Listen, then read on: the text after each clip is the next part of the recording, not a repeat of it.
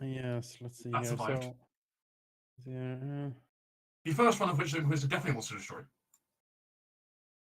hmm. He's such a party Simply pooper. there to follow the orders of whoever holds the Crimson Crest. Hmm. Hey, Torn. No. I have a present for you. just wear this. It'll be fine, probably. Further study may reveal more about I this mean, item. It is a Oh. +2 play, right? Yeah. Yes. No, I always wanted still to have, make a new character. I Pretty still have much, issues with Foundry. Like once you fail those 3 saving throws, you kind of need a new character at that point. Why? I started joining when Jenna said that he got in just fine, and I just got in. It was nice and quick. I mean, I got in, but like I have a glass in white screen in here. No, That's it fine. was fine. Yeah. Very odd.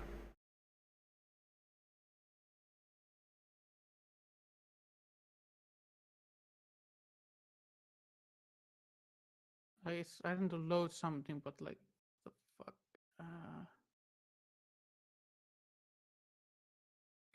We have the ever reborning pig from Norse mythology, but as a loaf. That's great.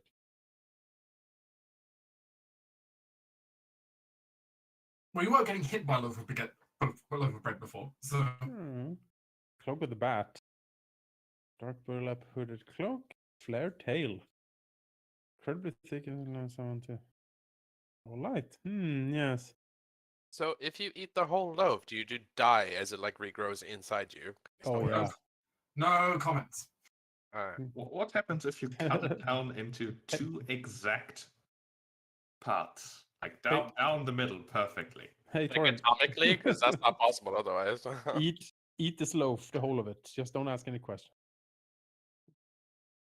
I mean, who knows what happens if you eat the entire thing? I mean, I actually do know what happens, but I can't tell you that. Well, we need to experiment, clearly. Maybe you get superpowers. Let's find an orphan to. Yes, street urchin. Here's a Hello, baguette. sir. If you were to cut it into parts and only one part regenerates, you could basically play like a Russian roulette with the baguette. Russian Cut it baguette. into like 8 exact same parts. Yeah. One of them is gonna regrow, but who knows? With Eat slightly the better entire odds see of what living. happens. What if you cut? What if every part grows back, and then like it's like every time you cut the baguette, every like little flake that flies off it regrows into a baguette. So it'll be a baguette apocalypse. I'm going to confirm we do not have a baguette hydra on our hands. It's like that. Oh, what's that story? Like the magician's apprentice who like enchants his broom so it does the work he was supposed to do. Yep. And then it escalates. I know there's a Disney animated version of that. Yes, but I'm pretty sure it's Fantasia. the Yeah. Yes. Except, a loaf of bread. I'm not sure how that translates, but I'm sure it does. It's a Jesus metaphor in there somewhere. Now if we can find a refilling cup of wine or something. Just wearing the cloak, you have advantage of wisdom perception that will rely on hearing. All right, well, that is kind of fun. Ampule of undying blood. Yes.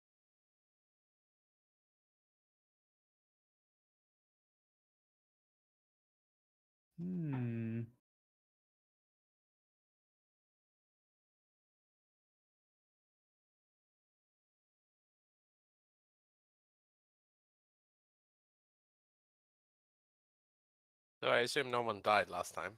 No. That's good. Except a vampire matriarch. Oh, okay, yep. She died. That's good. This ampule is pretty good. Makes undead have a really hard time attacking you because you have the blood of a vampire noble around your neck. Can you sneak attack with vampiric touch? Because that could be something for Vicus. No, because vampiric touch isn't a finesse weapon. Hmm. And unarmed strikes aren't. Well, they are counted as finesse, but it doesn't work. I mean, it is a melee spell attack. I mean, I could probably actually allow that, but Also, a reminder: I do not have a spellcasting modifier, and my unarmed strikes are awful because I have no strength. So that's a different issue for you. is either monk or caster. Or just be really strong. Yes. I mean, the shield made as Vambrace is incredibly good.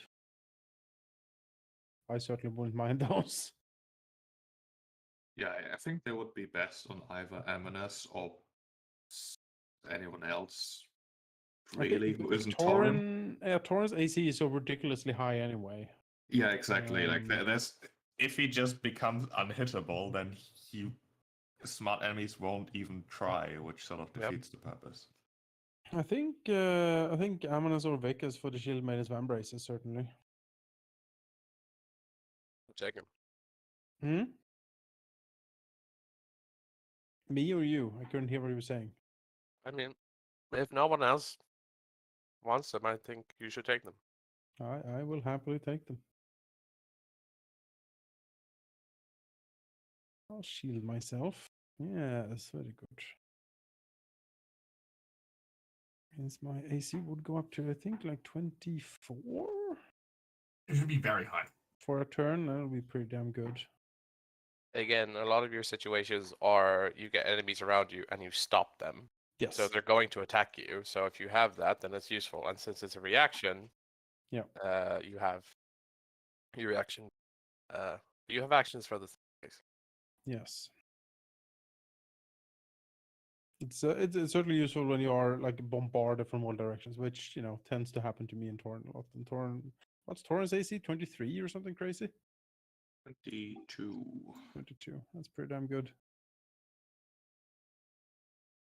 Also, for all players, you may take a long rest if you desire.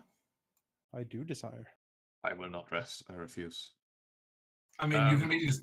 I mean, you can march without a rest back up and start just going back to work if you really want to.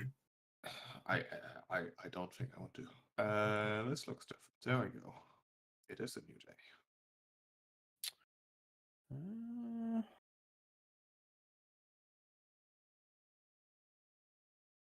No, I still have foundry issues.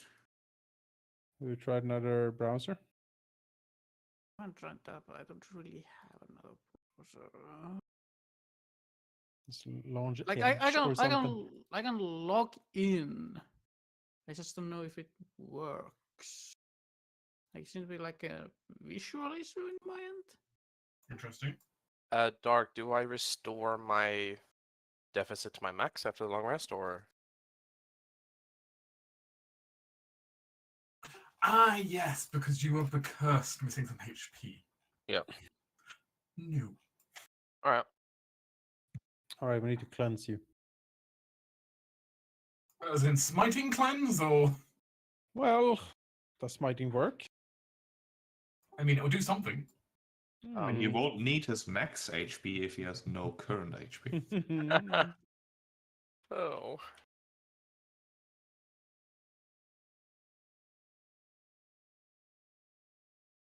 I've reactivated one of the maps I card to see if perhaps you'll load up. If it's just you're having issue on the homepage or having issue in general. We'll see.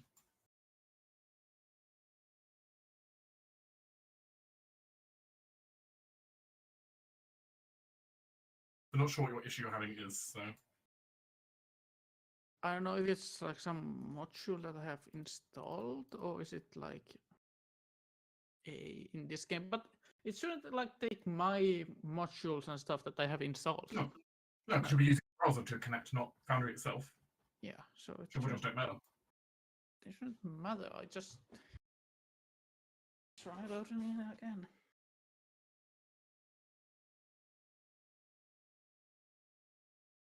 I mean, if this doesn't work, I guess I can use Edge. Ugh. Let's see. Here's the question, Didias. Yes. In my inventory, I have an old note that says Duchess's Prize Sword. Was that the Wisp Killer sword? Yes. Yes, it was. Then I will delete the entry.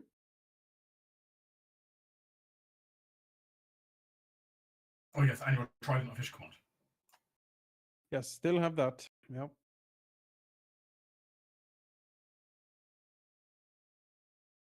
Oh yes, you can cast Dominate Beast, but only on fish or other swimming creatures.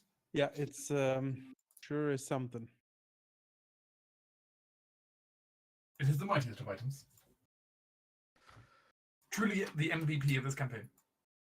Uh, No, the issue is there's a mind. Don't know what the fuck it is about.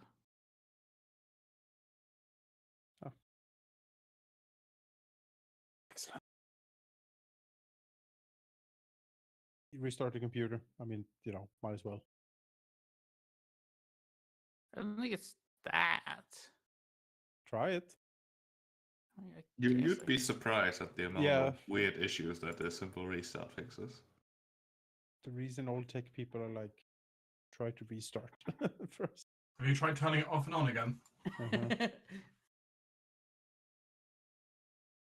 So, Have you made sure it's actually plugged in? yep. Check the cables. That's the first thing you do, and then you try restart, and after that, anything can happen after that. Okay, so I have the Shield Man's Vambraces, the Ampule of Undying Blood. I mean, this is a cool thing. Vampiric Touch is a pretty good spell, I think.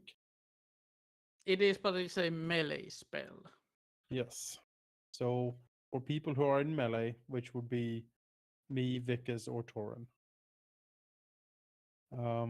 Because his attack rolls is terrible because he is neither a I'm not gonna spellcaster hit nor that. has- Yeah, I'm not gonna hit that. He's neither a spellcaster nor has strength for an unarmed strike. I have really good spellcasting. And take it. Yeah, you probably have the highest hit currently.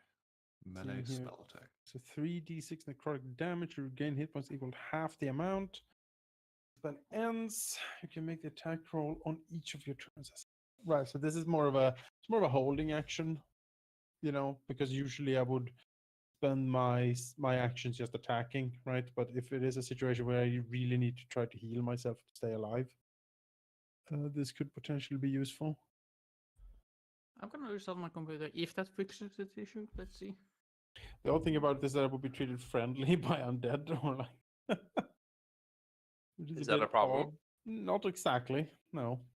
The point is, undead looking at you can't tell if they're looking at a vampire monarch or a living creature. It's hard for them to tell. I mean, I am a monarch. I'll say that. Yeah.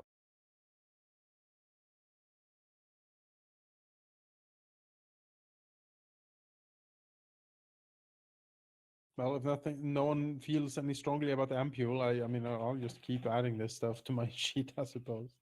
Sure. If nothing else, you can carry it for now, and if nothing else, you can always potentially give it to someone later if you so That's decide. certainly true. It's certainly the kind of item certainly to grab the attention of certain NPCs if you were to offer it. And given it's also a rather unique item, could also have some interesting effects if forged into something. Well, since we slew her on the battlefield, I'll take this as a victory trophy.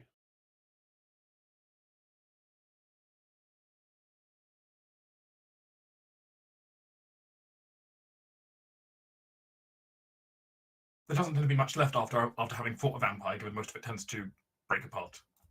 Yep. It is not recommended you break the ampule open and drink the vampire blood. What happens if I do? Who knows? But not recommended. Can I become a vampire monarch? Who knows? Vampire paladin is a pretty good combo. A lot of stuff works off charisma. Man, Something I to was thinking of vampire as well. Man. Something Halldamir. to research, perhaps. I mean, with the crown's approval, the lack of death could be, researched. Perhaps, many forgotten arts that have been deemed unnatural. perhaps instead of vampirism, we place your soul in some form of container. Uh-huh. and you just manipulate your body like a flesh puppet from afar. Ah. And that way, when you die, instead of Yeah. your consciousness going into the magical planes, we just transfer it to another flesh puppet we already have on standby. All right. I Uh-huh. mean, Arklan is being trained at the moment. I was- could live forever. I mean, I was thinking of cloning you, but The 1,000-year kingdom will rise. I'm fine with using of breeding flesh puppets if that's the way you want to go about it. A wise decision, my lord. Yes, good. Excellent. Most astute, my lord. If you haven't already, Halldamir, you can take a long rest. I I am can take a totally long for rest. becoming an undead lich knight. That would be pretty fucking sweet. Oh, It you is know, certainly a possibility. Hey, we'll discuss undeath. Where there'll be- even am I on this map? Don't even know. Where On the are sort- we? Who am I? Oh, there I am. I'm with the You're an dwarves. embassy last time we were we on need this. we need a project name to like hide the grimness of it, so we'll call it like Ever Smile or something. No, Project Unicorn. Yeah, the Ever Smile project. Operation Regrowth, we'll call Yeah. it. Just reinventing Unending growth. glory. Yeah. Operation Forever Dawn. Yes. Operation Phoenix, constantly reborn. Yeah. Also do Operation. the opposite. You do a bunch of like humanitarian projects that are entirely innocent, but you call them like Project Super Death. Yes. Yeah. We And are. then when you actually do an evil project with an evil name, everyone's like, oh yeah, they just have a tendency to name Yeah. their totally innocent things weird stuff. Who knows? Yeah, it's Project weird. Basilisk. Project Annihilation.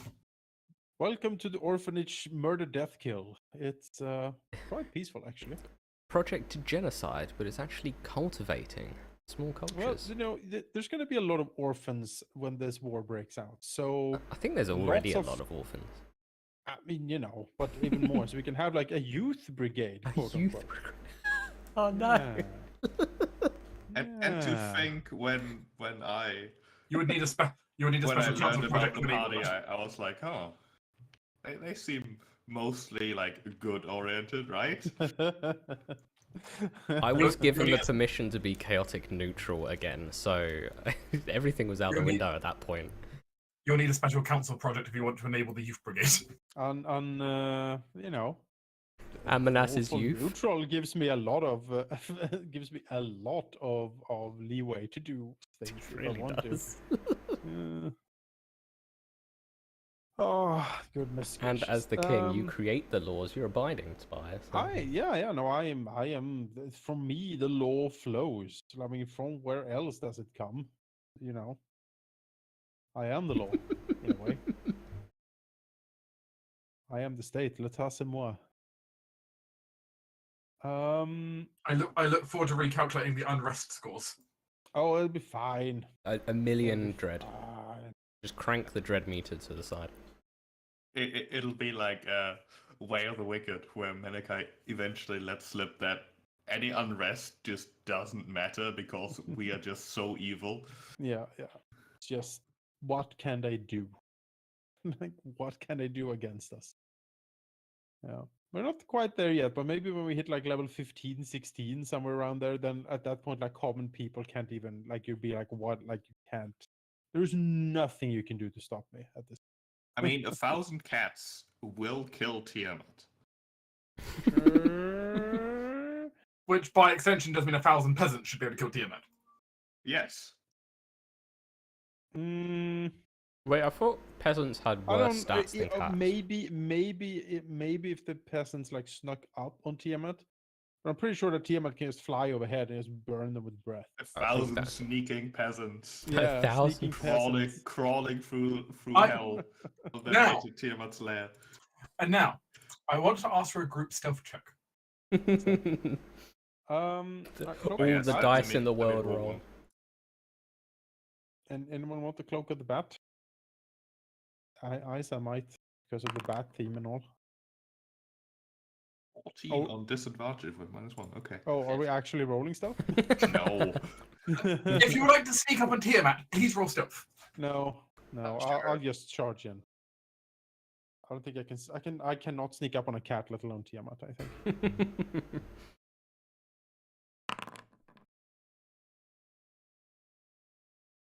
You've both probably been spotted by Tiamat. That was decidedly imagine. awful of Vicus, actually, considering. Thank you. He's a bit stiff after last time. So. Ah, Well, in yeah. fact, I got the soul sucked out of me, so I don't know about yeah, you. he did. Yeah. yeah, he's still missing a piece of his soul right now. So you know. It's not fun. The magical loaf, I guess we'll put that under under a stethoscope or something to just take a look at it and see if we can figure out because if the magic that replenishes the loaf can be applied on other food sources we have, I mean our food problem can be solved. Oh, you know what? We'll put it on the projects list to study. Yeah, the magical loaf magic. Magical loaf magic. Can we Yeah. turn it into other stuff? Bacomancy. What if we do make a pig infused with it? You know. And Yeah, Simnir or whatever the pig's name was in Norse mythology. Yeah. Well, the armor of wicked thorns. I mean, I am all for the idea of finding like a hulking mass of a man somewhere, I dress him mean, up in that armor, and then I have the equivalent of the Mountain when he turned into a weird alchemical zombie in Game of Thrones. I'm almost positive. Yes. I'm 10 almost years after positive that. if we put an ad out on Craigslist, someone will want to be the subject for that. Oh, there's Got to be. fetishes for that. There has to be Yeah. someone. Let's find an intern, and we're sure that they'll do it. Back to Acquisitions Incorporated, I hear. So, Intern. can I assume that no one wants to take any of these items and we're just selling it all for money that we are spending? Ceres fine wants with the that. Ceres wants the books. I'm afraid. How much are they worth? 580. Just take it off your share then, right? I mean, sure. Yeah, if you want them. Ceres, if that is the rule, then Ceres has to do it. Yeah, I mean, if Begrudging. you want them, you pay for them. Ah. The king doesn't want the statue out of his great grandpa. Maybe? We're gonna have that on the pedestal or something. When the heroes finally storm our dark keep, they need some loot, right? Sure. How much was the worth of the dread statue? 500. The bust of great grandpa was 500 gold. Yeah, we can take that out of my share then. You can take it out of your share. I'm not calculating that for you. Oh, very good. You all need to take some responsibility for the finances here. That would- Alright. Fiscal responsibility needs to be. That would leave 680 gold for the king at that point. Though. Yeah. Yeah, I'll add 600. I'm adding my 600 because I'm paying for the books. Yes. Stupid light floor thing. What's it called? I'm taking all the money. This is the first time I actually Gained proper getting money. gold. Like The at all. salary. Salary has arrived. I will be adding a base. That's just like I always looked. There should be adding a base salary onto each council round for all the councillors. We're doing that as well from now on. But Yeah, I've been assuming that like lifestyle costs basically are lifestyle costs have been completely hand waved by the fact of you're in the council. They've been paid for. So. Unless you come to me and say my lifestyle now includes one roasted dragon per month. Well, That would be one hell of an exotic lifestyle. I really want to know the team of chefs who go out and get that dragon. We need Yeah, well, The those. campaign in and of itself. No, I'm interested in the chefs who have to prepare it, and they're also interested in the hunters out to go find it. Exotic culinary acquisitions. Culinarian. That's a new All class. is everyone make a new character with proficiency in cooking. and No, we'll you make need. a new No, campaign. I'm afraid we'll have to subdivide it down. We're going to make proficiency in subtypes of cooking. So who wants to be? So who's going to be soup chef? Who's going to be meats? Who's gonna be the dessert chef? Do we need a pastry chef? Who's? I can't anymore. And of course, who's going to be the head cook? I mean, I'm pretty dexterous. I can do pastries. Delicate work, right? Sure.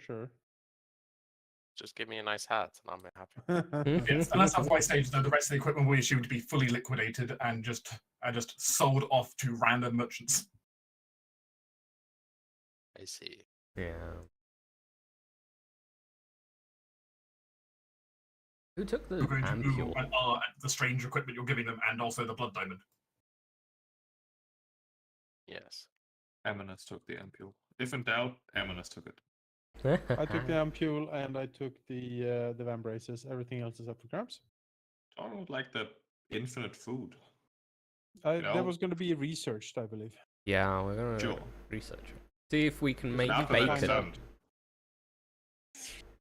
Yes. most difficult thing in war, supply lines. If we could have That's more true. of these, just True. infinite bread. Mm.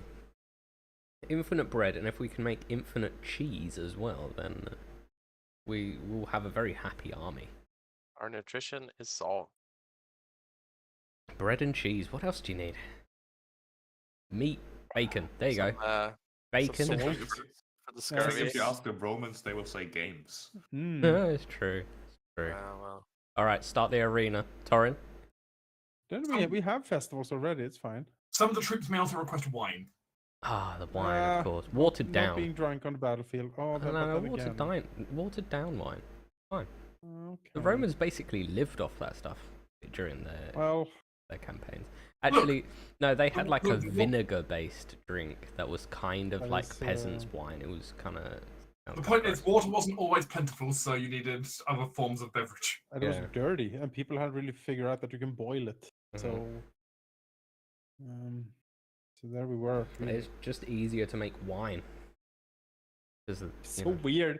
It's easy to make wine than clean water. So Yeah. same with beer. It's like just why people drank so much beer back in the day. It's so much easier to easier. make alcohol than it is Yeah. to make clean drinking clean water. water. Yes. Which is just crazy. fucking the depressing world we live in. And that is the case. Yeah. Yeah, I'd go back to I bet. it.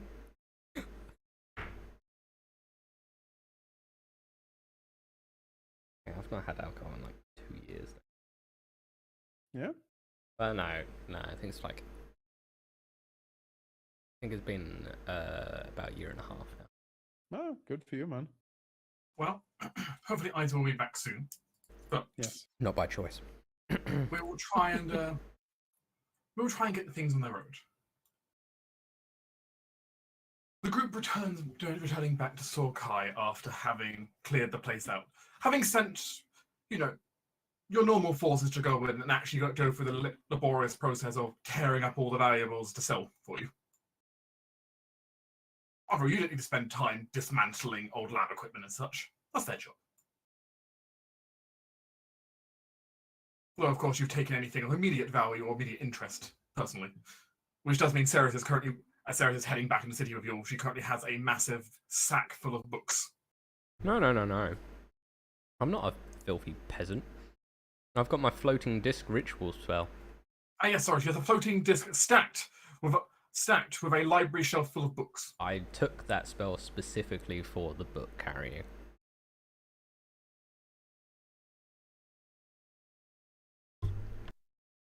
I see.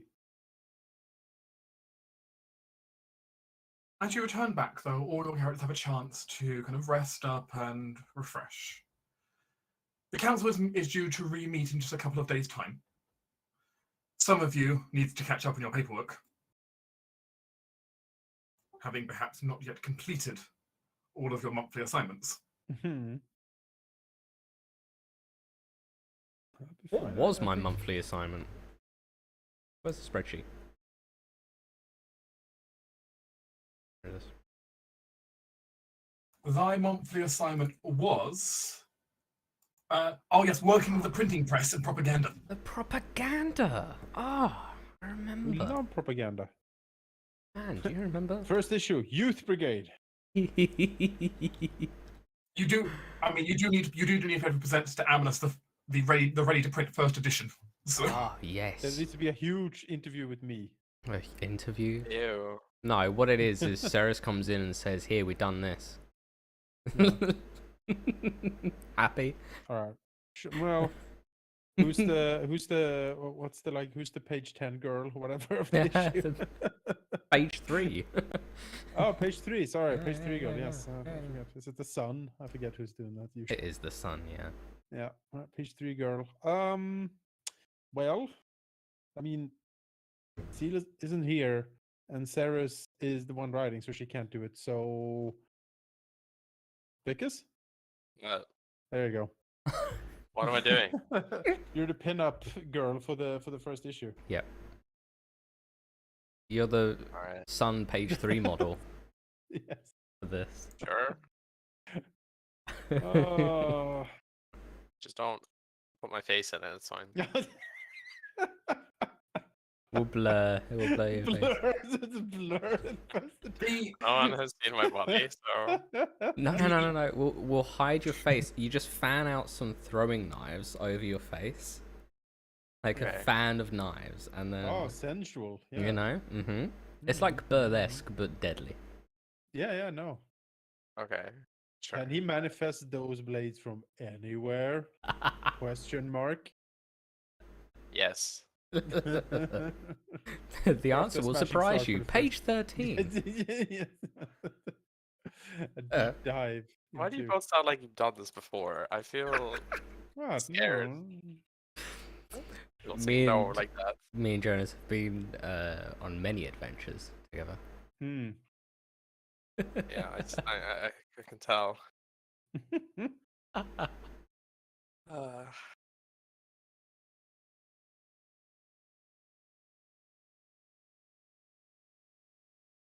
well, as it stands, regardless of who is being your pin-up, I suppose, for your first edition, it's something that perhaps Ceres needs to go back and finish off.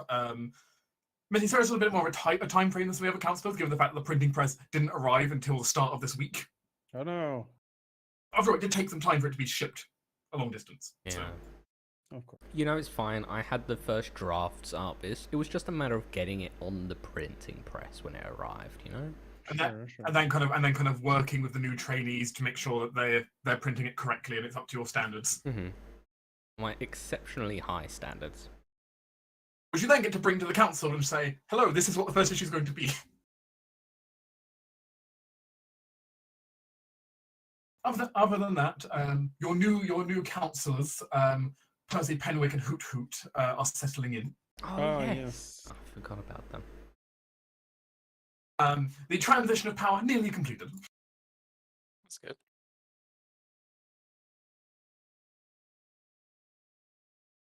And all in all, the next couple of days can pass relatively swiftly.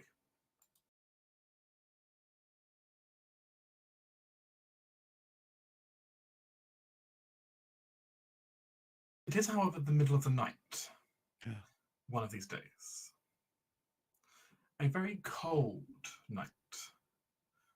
The frost kind of climbing up all the windows. And you can hear a wintry storm, despite the time of year it is. It should be summer. But, well, up here in Sorkai, it's cold all year round anyway, but it's particularly big storm tonight. As each of you receive a knock at your doors from a rather hurried servant. All right. I'll roleplay this out of Amnesty, but we can assume a similar servant comes to each of you to announce similar information. Certainly. My Well, liege takes a very deep bow, like, my apologies for interrupting you. Amanasu's probably, for once, out of his armor because he's sleeping. We'll just look at him, then look where his sword is located, close reflex wise, and then look at him again and say, What? We received word. We've received word from one of the border guards. Someone is carrying the emissary banner of Alsand and is nearly here. Amonas, massages the bridge of his nose a little bit, and then says, "Very well. Wake council. Call everyone together." I've already had the rest of the house guard go and just call everyone. It's very good. Then prepare the council chamber immediately, and I shall be there shortly. They nod and back away from the door. I don't know if. And he'll be like, bring Arkland here. He needs to help with the armor. Understood. How late into the night is it, or early? It's probably like 10:30, 11 o'clock. Oh, so Sarah's probably hasn't even gone to bed yet.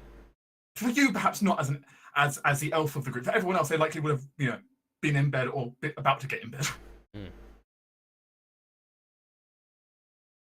In Sarah's case, she very much likely was awake when the knock came to the door and the apologetic servant informed you. Mm-hmm. Obviously, an emissary banner means there is a message being brought, whatever that might mean. We probably know what it means, right? The war deck. Yeah. They finally got their Cassius Belli. They found it, yeah. Oh, Had it's to in the dig it up. cupboard. Yeah. Obviously, if they're going to follow procedure properly, they still have to declare the war before they march troops at you. Yeah, So- you know, it's not cool. I don't know if I trust him to do that stuff. Sure, they could just march things over the border. That makes it hard for them diplomatically. So Yeah. Well, we shall hear the message. very well. You are able to quickly assemble together the council members, at least some of them. Not all of them are available at immediate 10 minutes notice. What? Well, some of Last us- time on this council is Well- they've been proved. Well, some of your councillors may have been doing business outside of the city. Oh. Oh, fine.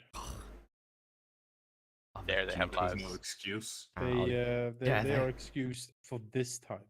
Such as Eliza currently is down in Freyfrost, where she holds her seat and does a lot of her work from. Yeah. Well, that's fair. That's fair. That's fine. You know what? I Um, don't want to anger the lady with the long sword bow. Great sword, though. Great sword bow. Yeah. 4 councillors who can immediately assemble, however, I will bring them together for you. Your field marshal, Sir McFrey, is available. Mhm. The Royal Enforcer is also available. Good. Always good to have the court assassin on standby. Yeah. Yep. The sage appears to be missing. Oh. All right. Who knows where Seal is? Yeah. Well, probably in a drunken stupor.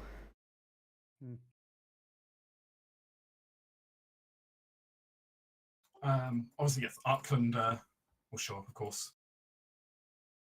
Yeah. Makara is also available. Your Archmagister.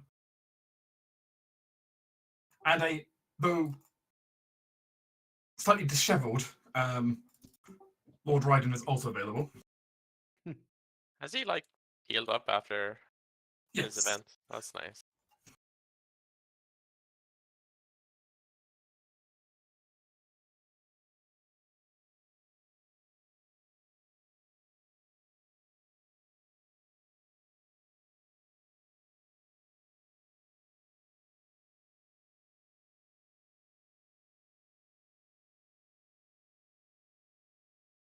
Sally Tyler, this is the kind of immediate court you're able to pull together. Short notice. Right. Yeah. That's not bad. Not bad. Yeah, it's not bad. The other members of your court are who knows where. You have a tiny bit of time to prepare if you want to do anything before the arrival of the emissary, but they'll be here very soon. But you do have a little bit of time if there's anything you wish to discuss or anything you wish to do prior. You know what might be good is if we have at least like a bit of a show of like not so much force, but like Torin, get your biggest of your guards, like. Yeah, I had the same thought. To sort of look super scary, be like, oh fuck, this is just the town's guard. Like, damn, what's their army gonna be like? Get your biggest men and meet me in the room. Get your biggest men, Torin, and I want a private meeting with them.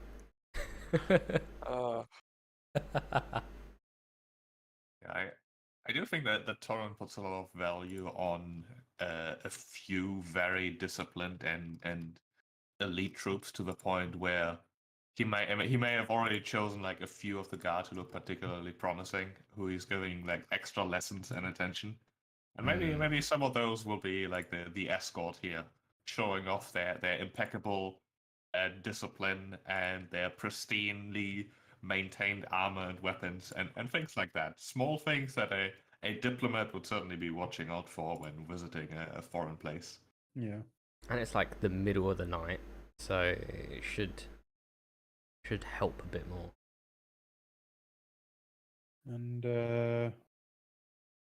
Arklan and his like mithril gear and stuff. Just as impressive as we can make it.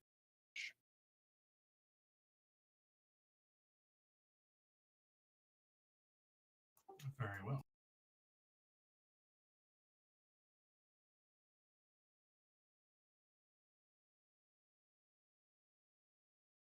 But you wish to summon also some of your guard for this? Yes. Do. I would like to ask Theo if he's around, if he could tail the diplomat and his retinue. Before he comes in and after, just to see if there's anything he can figure out or something unusual he can spot. Theo can.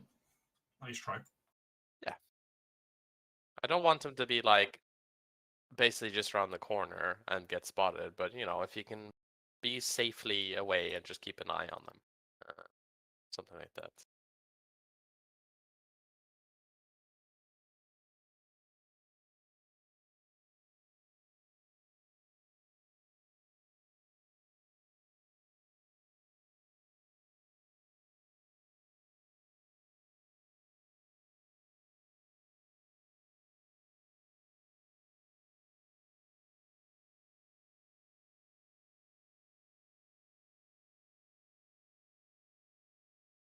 I think Sarah would also want her cat press him to like just check it out, just to make sure there's no funny business. Invisible doohickeys. You spot an entire squad of soldiers invisible following after. Exactly. You never know. I would think it would be visible in the snow if that happened, but maybe they all march in line. They're all elves, obviously. They don't make tracks, you know? Yeah, I know. Damn elves. Damn elves. Knew they had something to do with this. Ah. It's a coup. I really wanted the throne all along. Well. I mean, I suppose that makes sense. I can't say it. I can't confirm it's definitely not a coup. Well, I mean, technically, we're a coup. We are. right? Yeah, strictly speaking, we are a coup. We are a coup. I see. We are citizens of the Imperium that are rising up and saying, no, you're not our queen. He's our king. Yeah, I guess so. It is a coup, you know? Yeah. A coup. It's a bloody coup as well. We're working on that part at least. I think we've done enough murdering already to call it a bloody coup. Sure. Alright, well, let's get prepared. I'm gonna get a drink. I'll be back in a sec. Okay. I mean, the religious genocide we did against the Inquisition alone. Like, Genocide, what? well, I mean, we targeted a culture, like a specific group of people, didn't we? The Inquisition, those people, the fanatics, targeted them specifically.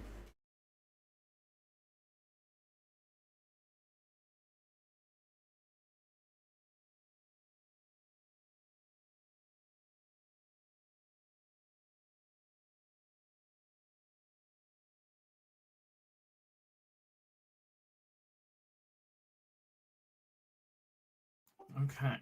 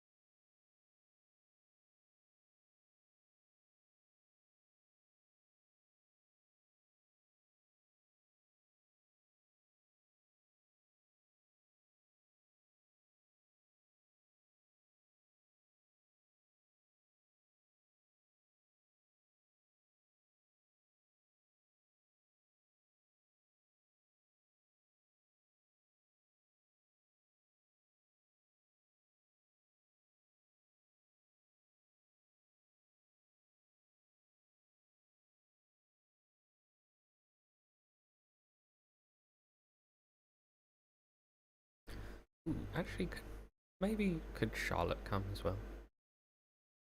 If you wish for her to stand in the audience, that can be arranged. Yeah, I think so. I think it'd be pertinent for her to know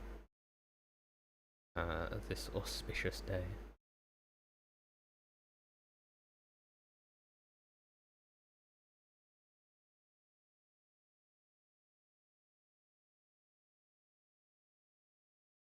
Auspicious day when war is declared. Yeah. I forgot what she does and stuff.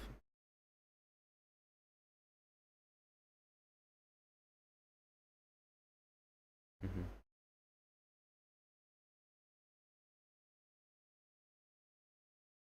I need to level her up. Don't worry about that for the moment. That's partly my. Yeah, we'll handle the level ups properly at another point. But Yeah. I'm back. Welcome back. just letting the throne load up for everyone. Hey, look at this. It actually loaded like immediately for me. That's partly because I did try to ask this in the preload scene. Oh, So- that was seamless, Doc. Seamless. We have sweet lighting effects and everything. Oh, yeah, we do. I imagine all of these guards in like the best armor that we can provide them at the moment. Yep.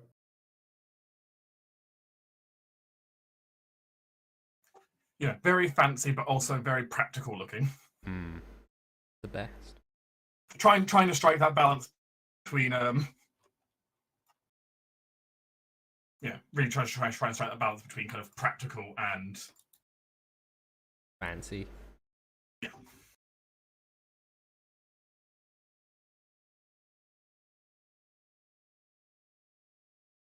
You are informed by the servants that those who end up meeting at the gate, this will also be reconfirmed by both the familiar and Theo. It's a fairly small diplomatic retinue that's come to meet you. Only 4 people. Seems almost insulting.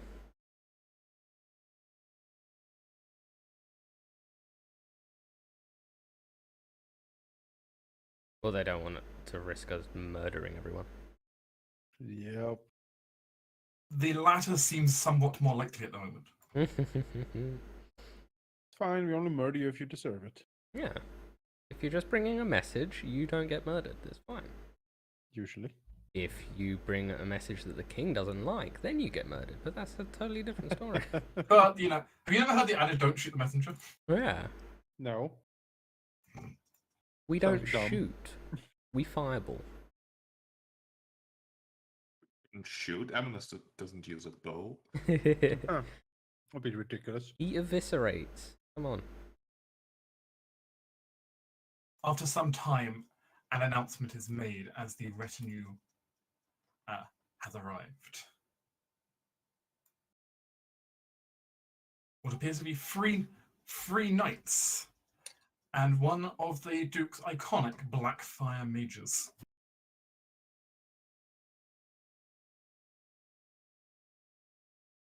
Blackfire mage taking position well at the front of the retinue. They begin to make their way down the court.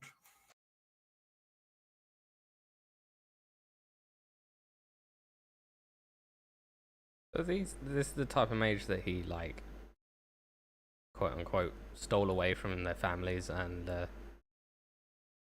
Not much is no. The Blackfire mages are his elite mages, though it's unknown exactly if they are if they are made up of sorcerers or what. There's not actually a lot of information known about them, except for them having some rather unusual magical talents. what kind of unusual? Like, never heard of, or?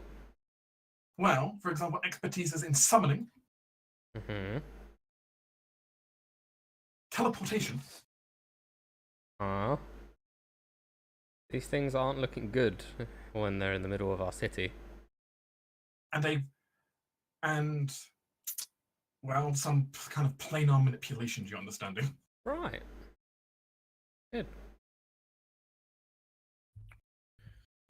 So they are quite powerful. They are his elite mages, so certainly. They're not his kind of sorcerer foot peasants, as it were. Right. As the knight's kind of holding a few steps back as the Blackfire mage makes their way forward slightly, the mark's still over her face. But she does take a knee before the court for a moment. Only a slight one, not fully.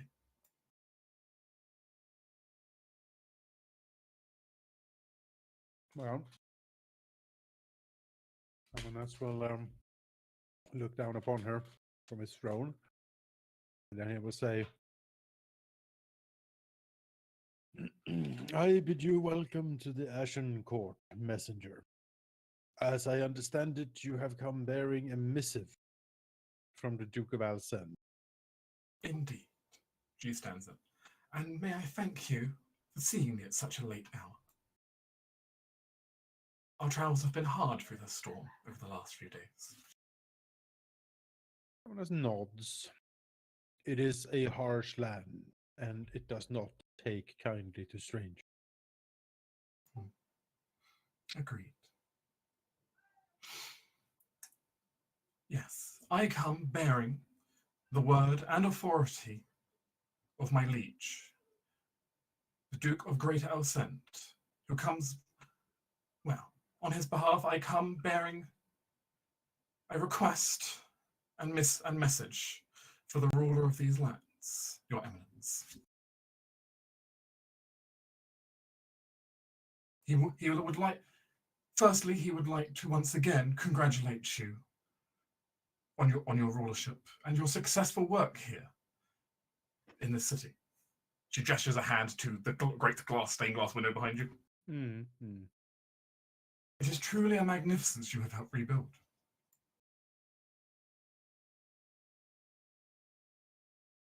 However, my lord does have issues with what has so far occurred. And his requests are as follows, though I imagine you somewhat know what they are already.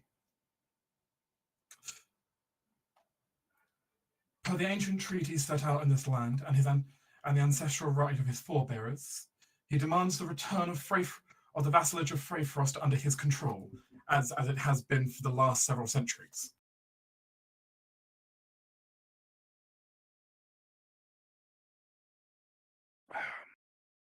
Is that all? I do believe you knew this would be his request. He does not see a need for this to come to arms unnecessarily, though I do feel that he may be over-optimistic in that regard. If I can say so. She has a smile on her face saying that. Amnas frowns at her. You are more prone to quipping than I imagined an ambassador would be with such a dire man.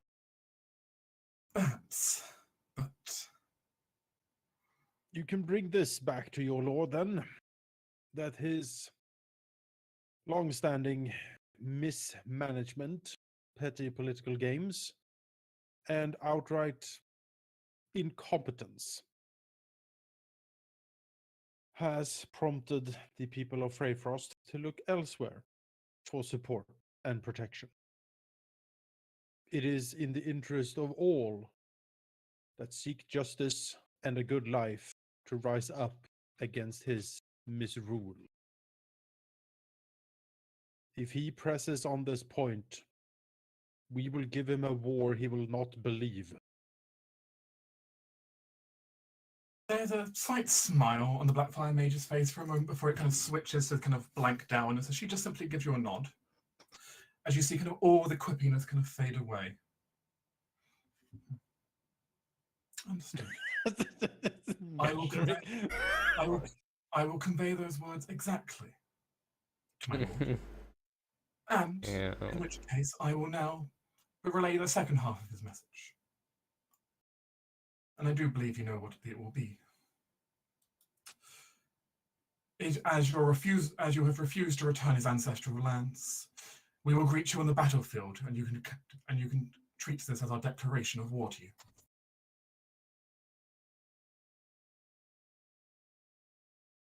Amnas nods. Oh, it's fair enough. May the gods decide our fates.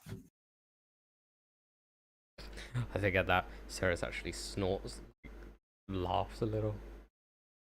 God.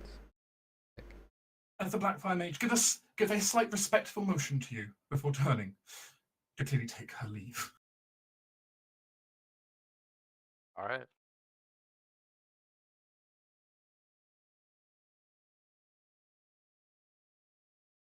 Not appear to be any funny business to relay the message officially.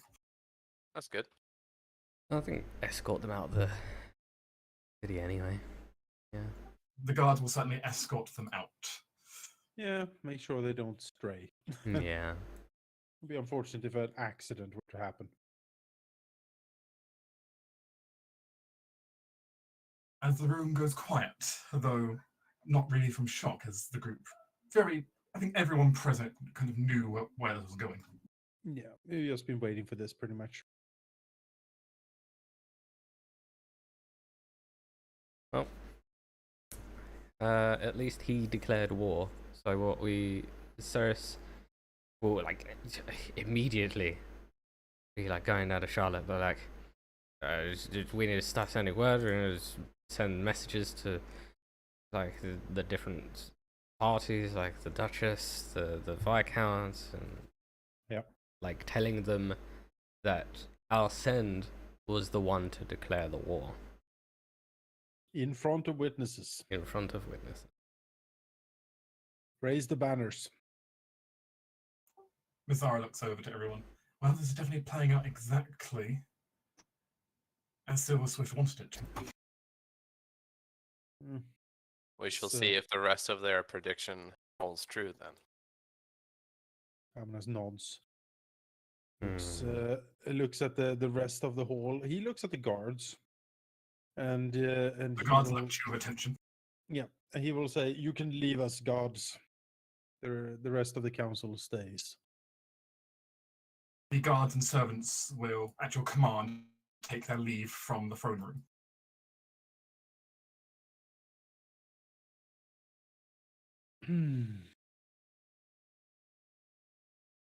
They will guard the doors outside and make sure no one comes in. Great. Amnas will motion that the council can step forward and attend.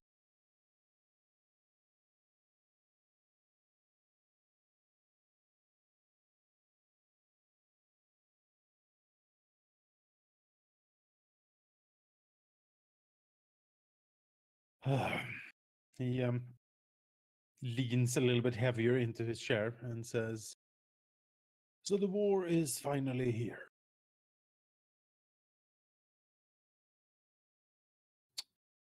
my question is, how well have we managed to prepare? What is the status of our forces, supplies?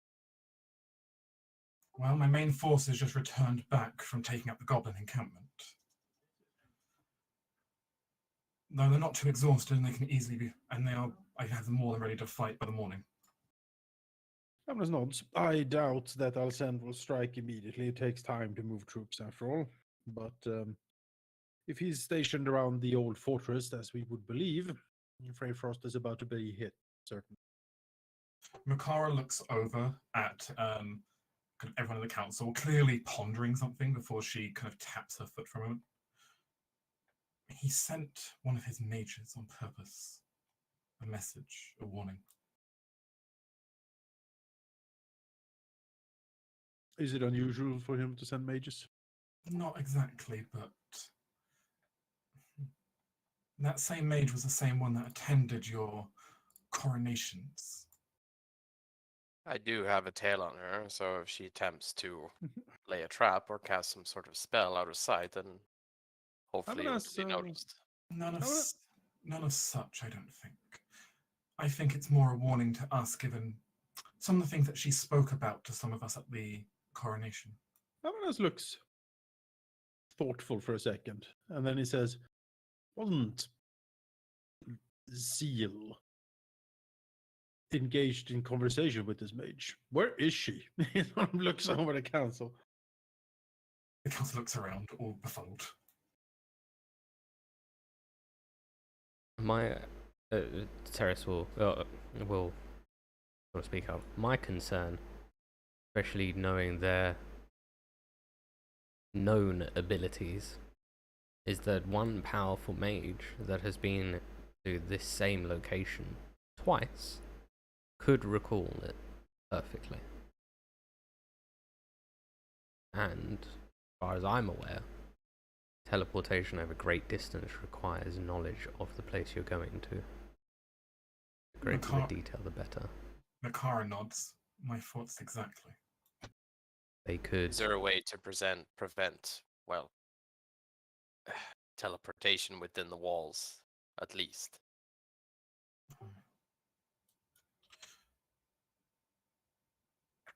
No, Yes and no. Warding a small area like a room is easy enough. Warding a city. Amnes looks a bit shocked for a second, like he didn't think about this. Warding a city is of significantly more difficulty. Didn't the city already have some wards around this that just weren't It does. prepared? The particular wards we need for this have not been activated before, not by us. Well, But surely then it seems like that's something we need to do. But surely he could not call in a whole army here. A whole army, no. But it does open the door to strike forces. Amnes nods, yes. If he can teleport in a strike team or some elites, that could cause problems. But thankfully, yes, only a single mage or even a couple of mages wouldn't be able to call in an army. You would need much more power than that. Is there a way to attune the defenses of the city to at least detect teleportation? Perhaps that is easier than to ward it off. The mage will only have seen the public areas he traversed. And this throne room. And the throne room. So simply having competent guards both to notice and delay any attackers until reinforcements arrive should be reliable. But it is a threat we'll have to consider nonetheless. We should look at those wards while the armies prepare. Makara looks over. I will see what I can do. There may be something I can. Perhaps a detection spell of the sea might be an option. It will certainly eat into what reservoirs we have, but we've got plenty of power still. I think Ceres will want, and actually, Charlotte is an abjuration wizard, right? So She is. She will be of great use at the same time. So I think Ceres and Charlotte and Makara have a timely thing to do. Charlotte steps over. I believe I should be able to keep them from entering, at least inside the actual palace itself here. Great. Then you have your task. So at least they can't teleport straight on top of the council or anything. Hmm. Well, they're welcome to try, but yes, it would be nice to not be distracted. Abinus frowns again and says, "Isn't teleportation magic powerful? Like, severely powerful?" Oh yes. But not implausible. Especially not But- for one who has consolidated all the magical power in the region. He nods. And My question is more, would we have... We do not have access to teleportation. Our mages are not that strong. so it's sort of like shrugs and she says, I can go a bit of distance, but not true teleportation. Though I've also heard that they are able to manipulate planar magic, a singular powerful mage of theirs. Perhaps their archmage, if the rumors are true, could potentially shift from one plane to another, travel and then shift back. Abinus grimaces at this. He doesn't like the idea of battling archmages. As for our teleportation abilities, it is admittedly limited. You said you've mastered some basics. Serious. I mean, yeah. On my side, I can perform some longer range teleportation, though certainly not for any large group. As Makara seemed to have a slightly worried expression, pondering. A small group, yes, but Abinus sees for his inner eye. He has seen what Mikar did to like a quarter of Freyfrost. And if there's mages more powerful than her out there and a whole bunch of them, this is going to be trouble. Well, it's less the more powerful, it's more the more numerous. Yeah. And also, Well- I believe that a lot of her spells still aren't quite ready. I have Hmm. if my task is simply to demolish an area, that is easy. But trying to counteract many other mages, it's a war of attrition, and a large number of mages will beat out any single mage given time. Mm-hmm. Unless, of course, we, well, get rid of their supply, Uh-huh. which we did have plans to do later, but now seems to be a good opportunity to do that. Do we think he will employ his mages immediately? Or will he try to hold them back to see if we are weak, so to speak? I think they're his greatest asset. McFrey looks over. I've got a prediction for how he'll move. All right, speak. Based on his past activities, I think he'll try to end this swiftly. He'll move his troops up, likely across the moor towards Freyfrost itself. Deploy a small contingent of his mages to blast and try to just demolish any front lines, as well as hopefully collapse morale. And while the enemy is then while our actual forces are in panic over having just lost the entire front, he'll then send in his actual fodder to actually clean them up. Hmm. He's not going to use his full brigade, but he doesn't need to. Not if his goal is simply to unnerve all of our troops. Right.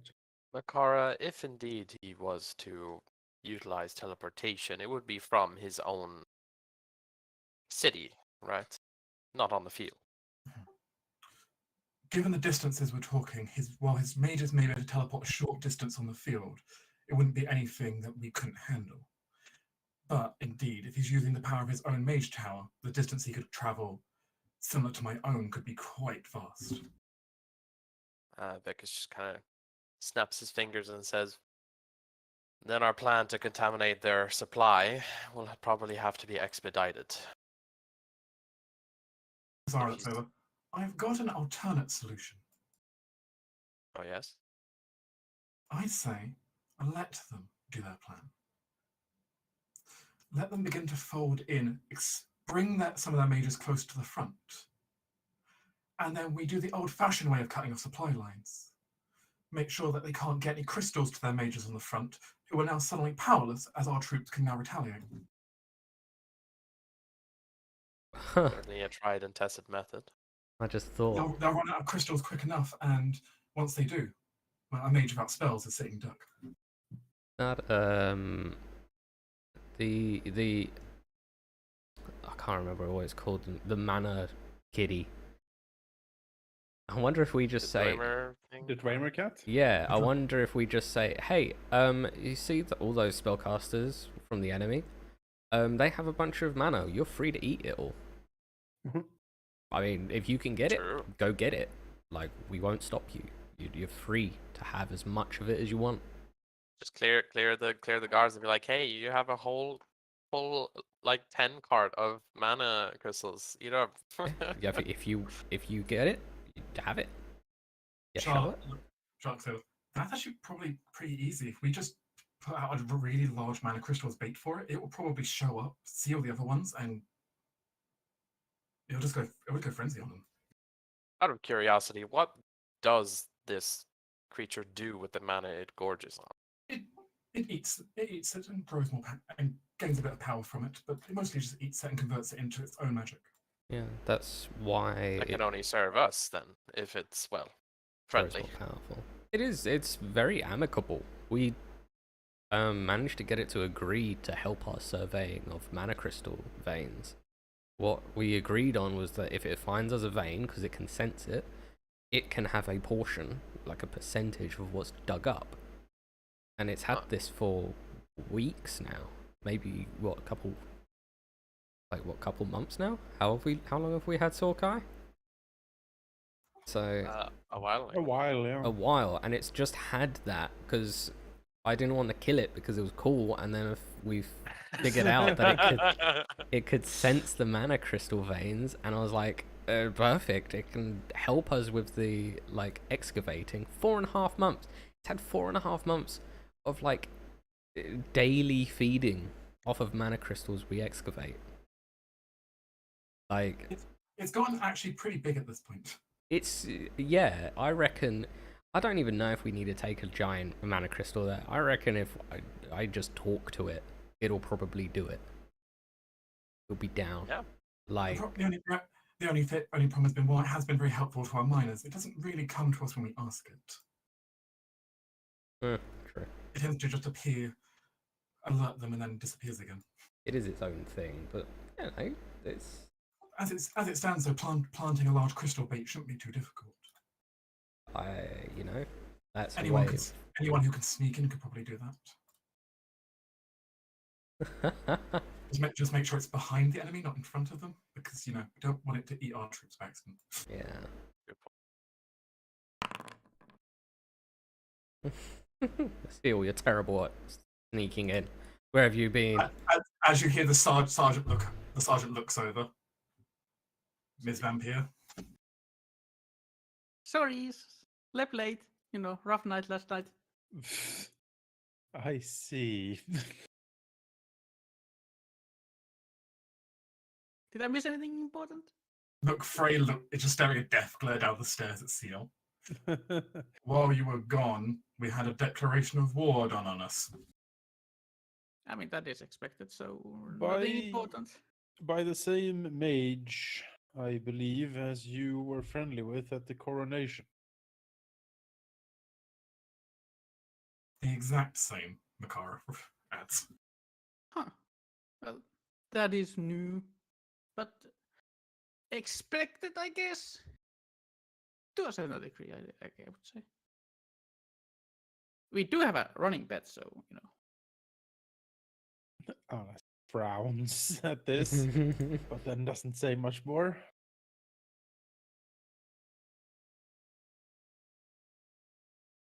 It's nothing like that. I mean, it's a simple bet.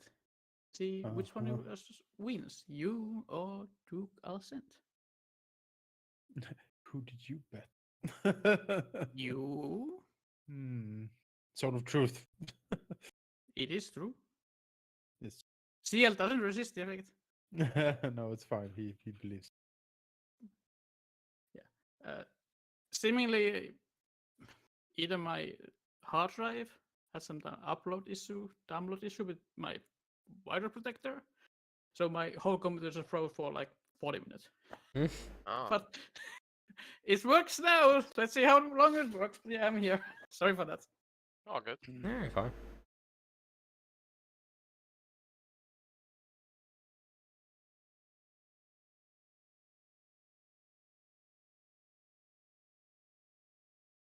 So if you win, Amanas, my Uh-huh. leads, Uh-huh.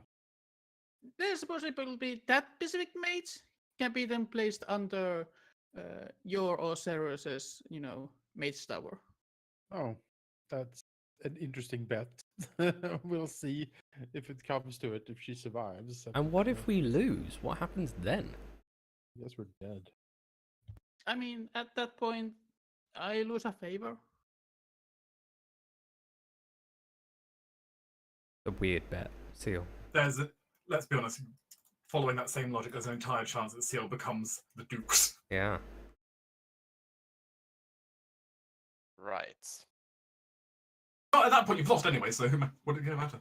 Yeah, it's a weird bet, but okay. It's not the weirdest that I have. That said, going back to the discussion, there is no ritual one can do to summon this creature. It just comes whenever it wills. Yeah. It's a free creature. It's not summoned or anything, but it tends to get attracted to high concentrations of mana. If we use just a very pure crystal and give it a little bit of a push, it'll probably notice it from quite far away. Sounds like a good plan, though. The main thing is just getting and making sure it's somewhere the enemy is and not us. But, if someone can sneak in.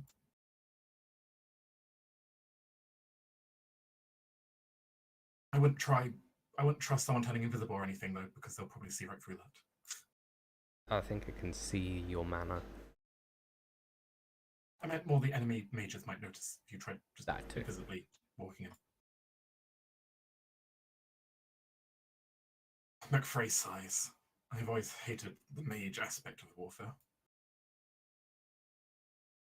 Gotta keep you on your toes. But it's a necessary one.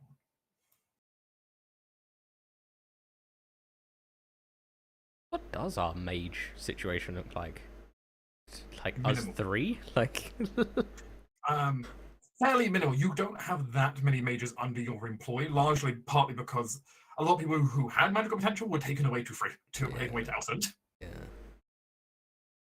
So while you have a couple of mages here and there, it's not a lot. You know, we'll fill the You're like 5 we'll mages? fill the tower eventually. Filled with people. A quick question. So, would Ceres know vaguely the idea of teleportation circles, or Makara possibly would? You know the concept of a facilitation circle. Are there any around here? Like, because they're usually in like major buildings. Like There is. You do know there is a deactivated one at the top of the spire. the tower, yeah. But that one is not active. Makara doesn't have it enabled right now. Is there any within the public spaces that the mage went through? Because that's one way that they could come through quite easily. None that anyone in the city has found. Okay. So Right. unlikely. Makara does think there is probably one somewhere in the underbelly of like the caves, but I mean, you guys haven't even explored it fully yet, so I'm very unlikely they've found that. Yeah. It's just a thought because like she could have just studied that for a minute and then she could just open up a circle. She could come through quite simply. Yeah. To your knowledge, there is no active mage circle currently within the city. Okay. That's cool. So yeah, they can't just teleport an entire army in yet.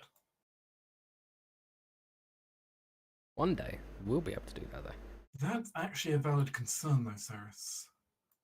If they do sneak a strike team in, the possibility of trying to create a temporary circle is not out of question. Doesn't take very long. It takes some time, but in the grand scheme of things, not that long for a strike team if they're left undisturbed. Mm-hmm. We'll have to keep vigilant for intruders, which means we probably can't pull all our troops away. Need a decent patrol unit here.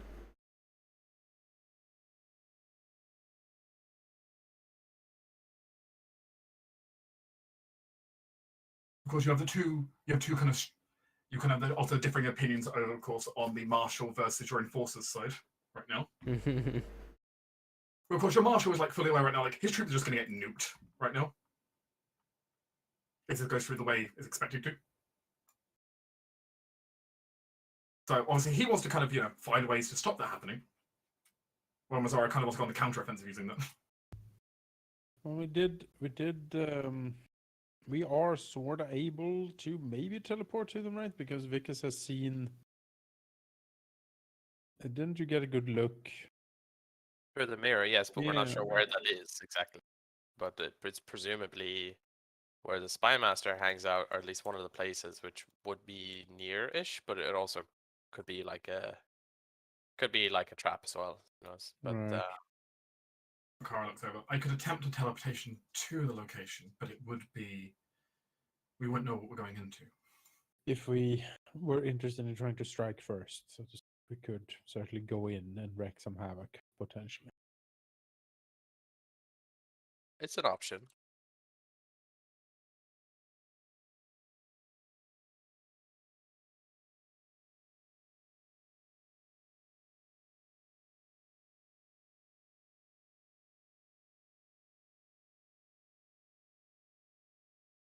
As Raiden looks over, something else we could consider. Obviously, Torrin's done an excellent job of laying out fortification. We've got all manner of trenches designed against mage fire and barricades. Currently, there's only kind of two ways for them to get their troops actually on this side of the river, though. And, well, two bridges do work as excellent choke points, though they know that as well. Works both ways.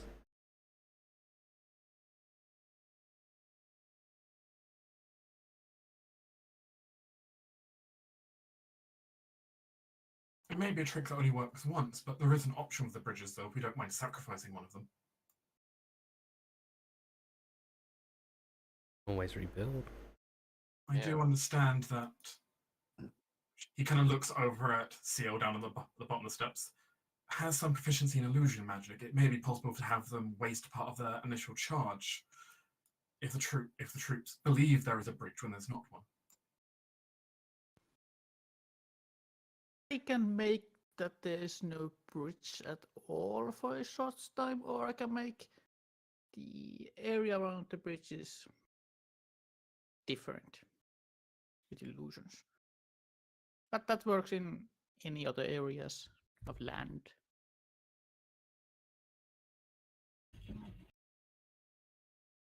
But yes, I can do some illusions. Didn't we now refresh my memory here? But didn't we have some sort of counter, like some form of counter planned for the mage attack? I seem to recall that, but it's been There is a while. one counter plan. Yeah. On outside the basic tactics, which is when the Duchess's forces arrive, the Duchess's personal barrier should be able to deflect a lot of mage fire. Right. Mhm. As you saw, that barrier is very capable of stopping a mage assault. Yeah. Yeah. Though she can't keep it up forever, but obviously it can grant you a reprieve. Yeah. So what, delay until the Duchess's forces arrive? Delay the mages or delay the army. The only question is how long will it actually take? I Question. assume that she was stationed fairly close by, or at least have plans to get here as swiftly as possible. According to the plans that she drew up, half of the forces are waiting just on the other side of the trench tunnels we built in the north here. Yes, the tunnels. Yeah, sorry. The other half of her forces are getting ready to assault Reichhold. Right, and we have a lot of like hooks and stuff sunk into the Reichhold ruler that he is we have basically asked him to stand down and just let her pass. Yeah. Assuming he does stand down, the Duchess's force will get hit quite fast. If they don't stand down, then we might have an issue. We impressed him quite a bit at the coronation. I think he will see reason.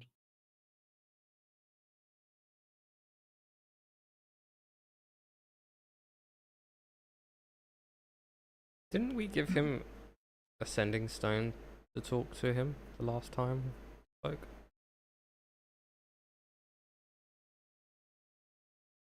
Not a sending stone, no. Should have. Makara kind of looks over. I do know that the Duchess did promise us a battalion of her mages to help us support us. So we'll have that at least. Won't be, well, not as many as what the good Duke has. It will save us some. It'll save us some worry. Though the question is how we want to deploy those mages when they get here. Is there a counterspell formation? Makara nods. We could have them focused on just trying to deny the enemy some magic. His reliance on his mages might cause his army to have been forgotten about. And we have already put the boot to his men. I do believe in terms of raw military strength, I do think that our actual men are better trained than his main men, but the mage support he brings is the true danger here. Countering the mages with our own might be the best. I mean, solution. if we are pretty much outmatched in magic and soldier strength, it seems that it falls to us to do a lot of the heavy lifting. Like again, No, That's we can take. try to get in. As McFrey is saying, if it was just as McFrey was saying, if it is just raw soldiers and raw soldiers, your soldiers are better trained. Oh, okay. I thought that was the other way around. That's good. But the problem is the mages swing it so heavily in his favor currently with how strong they are. Yeah. I think between the Dwemer cat. Because yeah, very much the enemy is all on just mage. Yeah.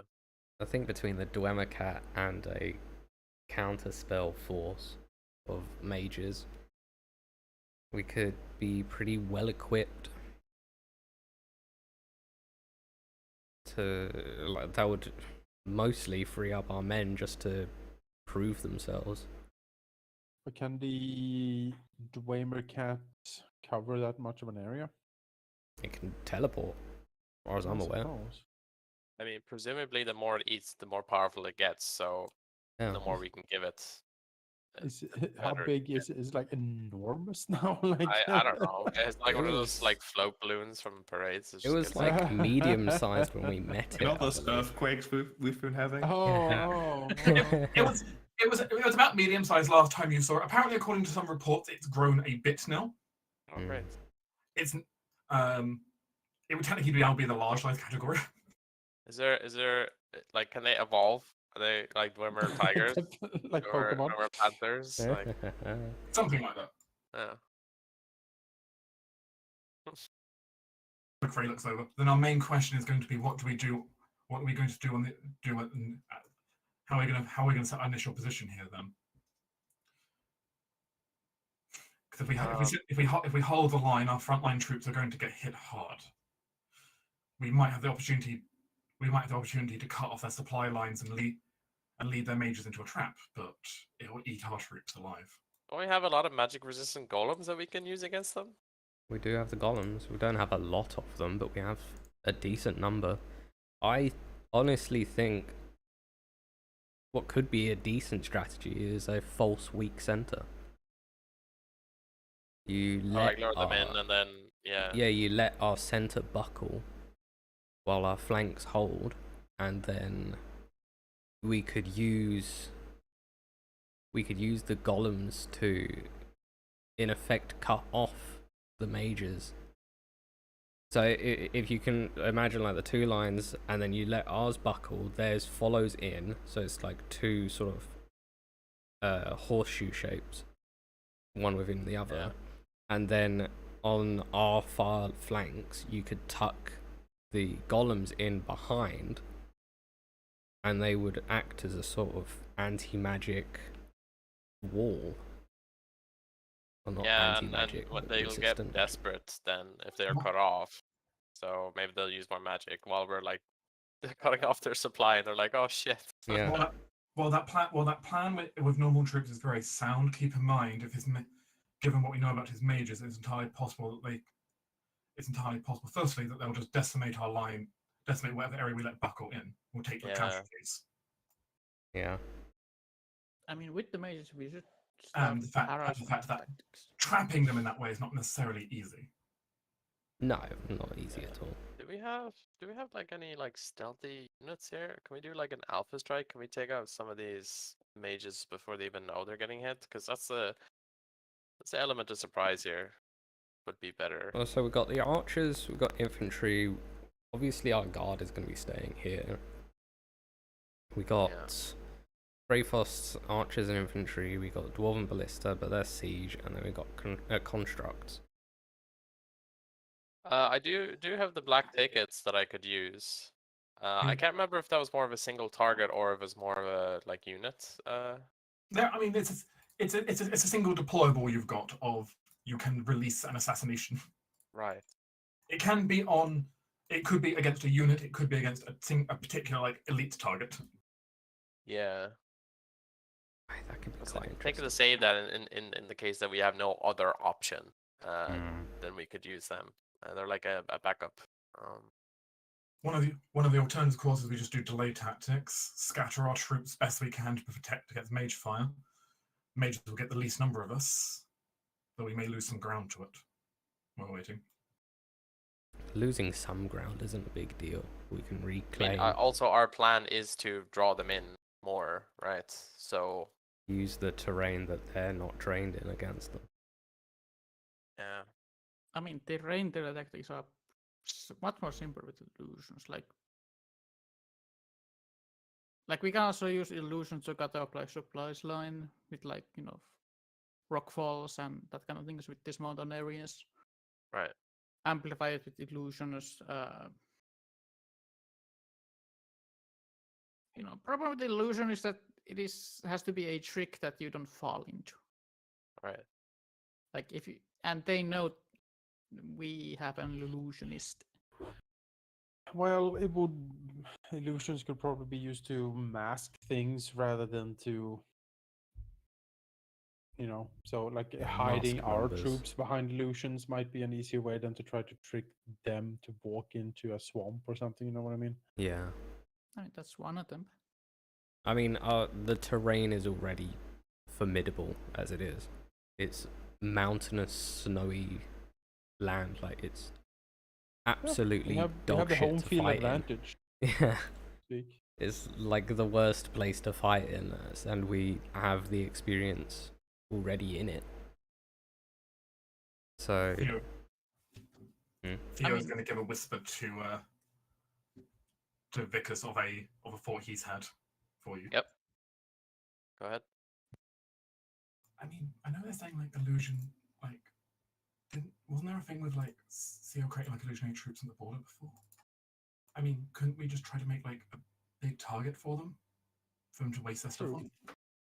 True. That is true. If they don't see through it and blow all their magic on it, then their initial strike will be wasted. an interesting thought. Initiate, you could have the army in wait and have the enemy attack like a false encampment of troops. Yeah, and it gives time for the rest of the troops to get in to them while they're attacking this target that doesn't actually exist. Yeah, and Yeah. it blows some spells because I mean I would blow my highest level spell slots at an unsuspecting enemy. So I would imagine they would. And make it look like our troops are camped up somewhere, a place that looks strategic as a hiding spot. Mages come in, try nuking the campsite. And then out pop our soldiers after they've blown their spells. Yeah. Yeah, it's a good. It loses us the least amount of men, but the linchpin is having them believe it. So it Yes. needs to be very good. Mazzara smirks. If we manage to pull that off, then all it takes is us cutting off the supply lines, possibly letting that dweller loose, and the mages will very quickly find themselves stranded in the wilderness with no crystals, removing the I issue. mean, They'll freeze. one way we could make that work is if our new cell friend, the witch, could make some maybe raised undeads that walk around the camp that are dressed in armor. Wouldn't the illusion be able also- to manage something like that? Well, it would need multiple of castings. Makar looks over. If we amplify your illusion spell via the tower, we could do it. Do that? That's Simple. an option too. We do have mana to spare that we could, if we upcast it using the tower's reservoir, we could pull off something like this. Out of curiosity, how long does it take for, if we were to say use an item to turn into reserves for you? Does that take time or is it instant? Raiden looks over. I could melt down an item. Takes a couple of days to do, but it's not that long in the long scheme of things. If we needed to burn something up, a day or two would all it would take. I mean, I've got that amulet of the speaker. I don't think I'll use an uncommon magical item. Well, more precisely, we can melt an item down very fast. The issue is we can't melt them down in quick succession. The forge needs time between it. Yeah. Ah, I see. Okay. So we can give it a quick injection, but then we can't do that again until we've had a chance to balance it all out. Right.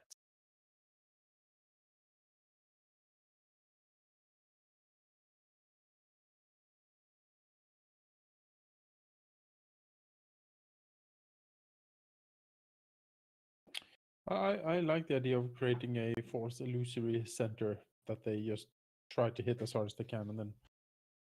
But at least it gives our troops a chance to dodge a really, really nasty blow, and I Yeah, think like that's Nova a chance Strike. worth. Yeah, Yeah. it's a chance worth taking, and that probably leaves them open or drained, and we can counterattack. And I think that's. I think Maybe that's a you good could option. research previous battles that that he fought with his mages to see if that is a strategy he even employs, or whether he's like super careful where he uses mages, because that, Yeah, that only works if he goes like fireball turn 1, which Yeah. most mages might do. Most mages. Fly and fireball. Who knows? McFree looks over. From what I understood, his previous war efforts have been very fast, very hard hitting, of trying to just decimate the front lines to break morale before sending in his shock troops. Then it seems he has little time to actually verify. So this illusion might be the best course of action. I think Especially if we make it look like there's some kind of VIP target in there. He probably also has a hubris given his own magical superiority, and he might look down upon our magical capabilities enough to not even consider this as like a likely option. He would be fully aware that we do not host enough mages to even possibly make a retinue if we wanted to. Mhm. Yeah. And using illusion against them will make them second guess any other tactic we use afterwards to our advantage. And he most likely does not know how the tower works, because it is a mystical ancient building that's been lost for a long, long time, right? So It's also It's true elven enough, in he'll- nature. He'll know we can certainly use it for amplification, but he won't know exactly its limits. Mm. So Option regarding question regarding this tower. What? Could it, if we use the magical reserve, and I can make the force with illusion stuff. Could we also use the illusion to, amplify illusions that control minds with like fear and stuff? Amnas perks up. Yes. Fear, you say. Kara considers that's not my area of expertise, but yes, the tower could be used to amplify such in the right circumstance. Like a psychic kind of link of stuff? It's possible. I mean, I have Oh. one fear spell. I just had an idea for kind of a mean amplification actually. Ice storm. Amplify that. Oh, we might get bonuses because of the nature up here is already Yeah. very Look, snowy. Makara smirks. Now that I can do. What's the name of that spell? That's like Polar Midnight, which is like this just The absolute. beam of just like absolute thunder. You just Yeah. melt. Maelstrom. Yeah. I mean, yeah. there is a third level spell, Sleet Storm, which is ice based, and it also really messes with spellcasting because it interrupts concentration. Oh. Oh, that would be great, actually. Unusually, for amplifying one spell, we can't exactly amplify a second at the same time. No. That's true. But I true. mean, a singular ice storm, like the spell, does 2d8 bludgeoning damage and 4d6 damage on a failed save. If we can, like, just bump up the area, and also it turns the terrain into difficult terrain. Like, you just need to bump up the area to cover most of the enemy's side of the battlefield. You've put them on difficult terrain. You've pummeled them as a starting And point. as Sheep said, it automatically forces them to make a concentration save. So Yeah, just taking damage will force them into it. And if our goal is largely to slow them down to give us time for our reinforcements to arrive, Yeah. you've certainly achieved that. to what extent can you empower a spell with the tower? Is there a limit? She looks over. Depends how much power we're willing to spend and exactly what you're trying to achieve. Greatly increasing area or greatly affecting potency is a possibility, though both is difficult. Does it With work? multiple casters? Well, It depends on exactly what we're trying to achieve with this. how would it work in forms of like DC? Would it use like the caster's DC if we're not empowering it? Like, would it, like, if I cast it and empowered it, would it use my save for it, like my save DC? It would even the spells being run through the tower like that typically end up using they typically end up using either yours or the Archmagister's DC, depending on who's present. Oh, okay. I don't know So it what. could end up using Makara's DCs for it if she's sitting at the tower. Right. And I also assume that feeding an item into the forge would give you more reserves with what scale of rarity, or is it dependent on the item itself? It's generally scaled on rarity, though there are a few exceptions. Okay. Like, Any item fed in will grant a chunk of power for extra boon. Is it possible to use an item as a focus for an empowered spell? Potentially, depends on what the hit is, but it's possible. Okay. The tower can essentially act as a giant magnet, basically just a giant magnet multiplier on any spell if you've got enough power to handle that. Yeah. AoE spells are the easiest to do, and area spells are the easiest to empower, but other spells can be empowered in theory. Ceres looks to Makara and says, "Who built the tower? Was it Toth?" No, he merely moved in. Okay.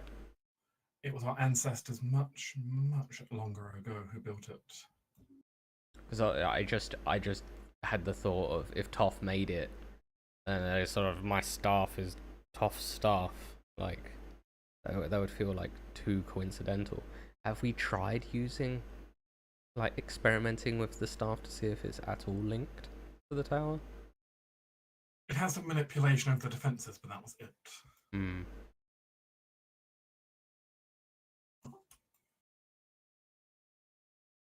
Mazara looks over. So the question becomes, do we want our initial tactic to be delaying them with some kind of icy storm, trying to lure them into some kind of false ambush using illusions, simply hold back our strength, scatter our troops, try to minimize losses? Or do we just eat a loss and do a counterattack? I think, Honestly, I think slowing them down is better because yeah. even if the illusion works, if we catch them behind, there's nothing saying they can't just like teleport out of there. But if they're currently being harried by a spell that actively, slows them down and hinders their casting, then they're basically like sitting ducks. And it And gives while they're us- slowed by that, it gives us time to, take out their supplies. I think it's Yeah. the best dual purpose like spell or type of thing we can do here. That said, I would probably recommend expanding the area as far as you can, because the Yes. potency in the spell is the damage isn't really what we want here. It is the hindering effect. So I mean, the we can spread damage that might out over get an some. area. Would we get a greater effect or a bigger bonus or something for trying to manipulate this in like this alpine climate that we're in? Like it's easier to. It is cheaper than if you're trying to cast a spell down south, for example, Yeah. because the climate you're not having to do it with much manipulation to do it here. Yeah. Right. Yeah, I also think the Ice Storm spell might be. Something to More keep in beneficial. mind. Mikara's going to spring up. Yep.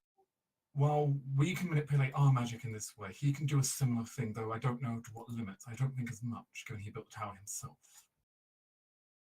Right. He has a tower too. Yes. Surely the distance would be an issue for him, though. I certainly do not believe he could reach all the way up here. But to Freyfrost, that may be a contending ground where both of us can reach. But, I If mean, he's pushed to do so, yeah.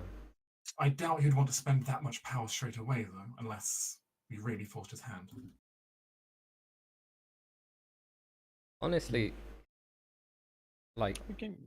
the spell on average, if you look at like the averages for 2d8 and 46, the average is 23 damage.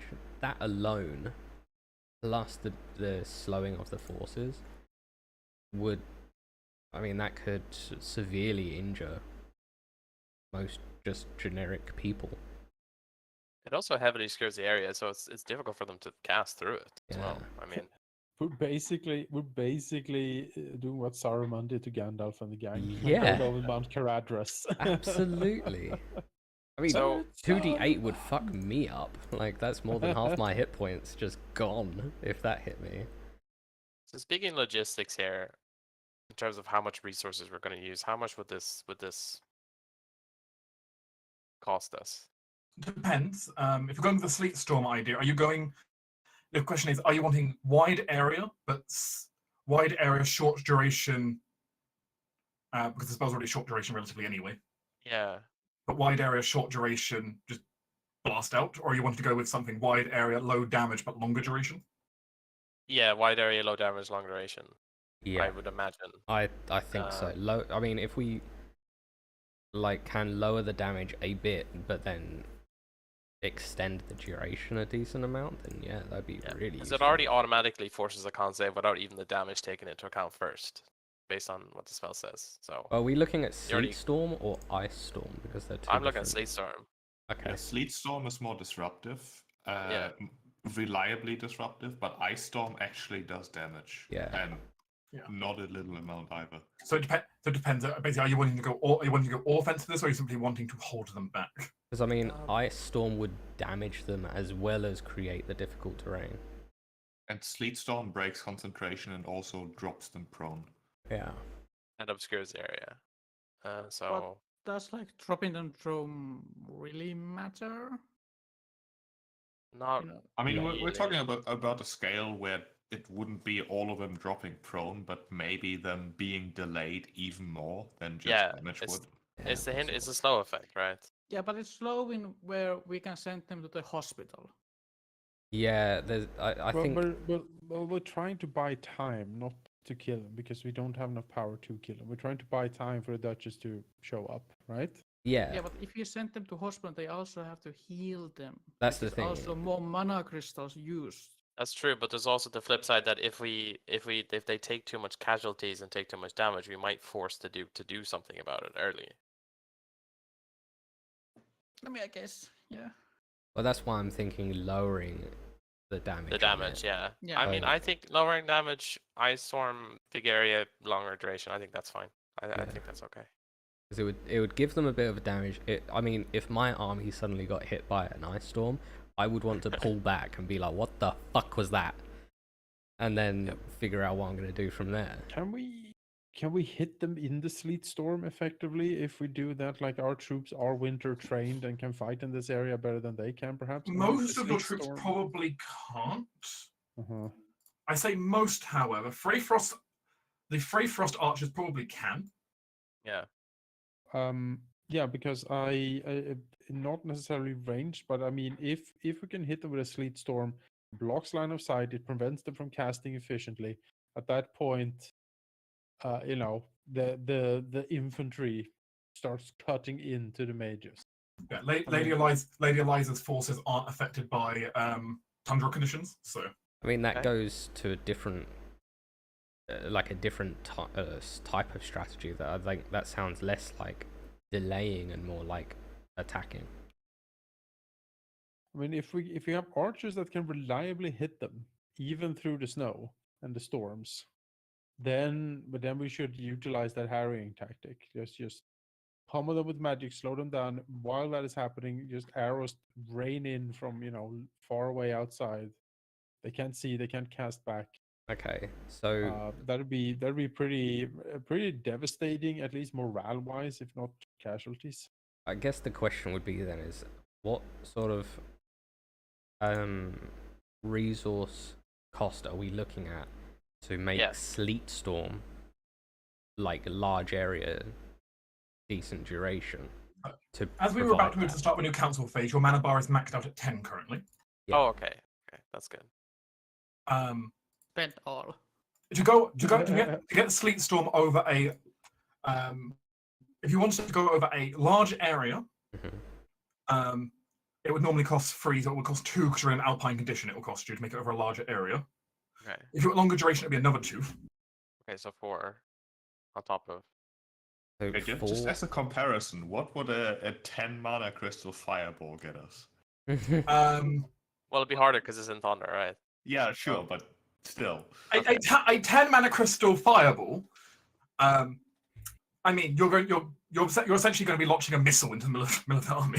It would be ironic if we beat his fire mage centric army yeah. with a Really huge funny. fireball. You think Just you have want to put that out there. You think you have fire? I will show Okay. you fire.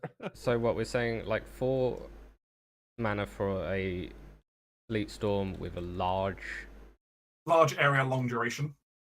Yeah, and just to clarify, are you talking Ice Storm or Sleet Storm here? That's Sleet Storm. Sleet Storm. Sleet So Storm, what are we the- talking just about? the for- hindering one. Yeah. Yeah. So Okay. what are we talking about? Storm, for I Ice believe, is a Storm? spell level higher. Yes, it's Uh, It's a 4th level. Yeah. spell. That's going to end up costing 6 here. For what? So same damage? If you're wanting to do, if you want same damage, but same damage but wide area, that would cost 6. So what if we cut the damage, like half the Entirely. damage? Then you could probably get it back down to similar cost, but the duration is going to be a lot shorter, so it'd be definitely the more blast approach. Yeah. Okay. Okay. Wait, but Sleet Storm doesn't do any damage. No, No, this is I'm Ice saying, Storm, so- on Ice Storm if you want to go with Ice Storm instead. Oh, I got you.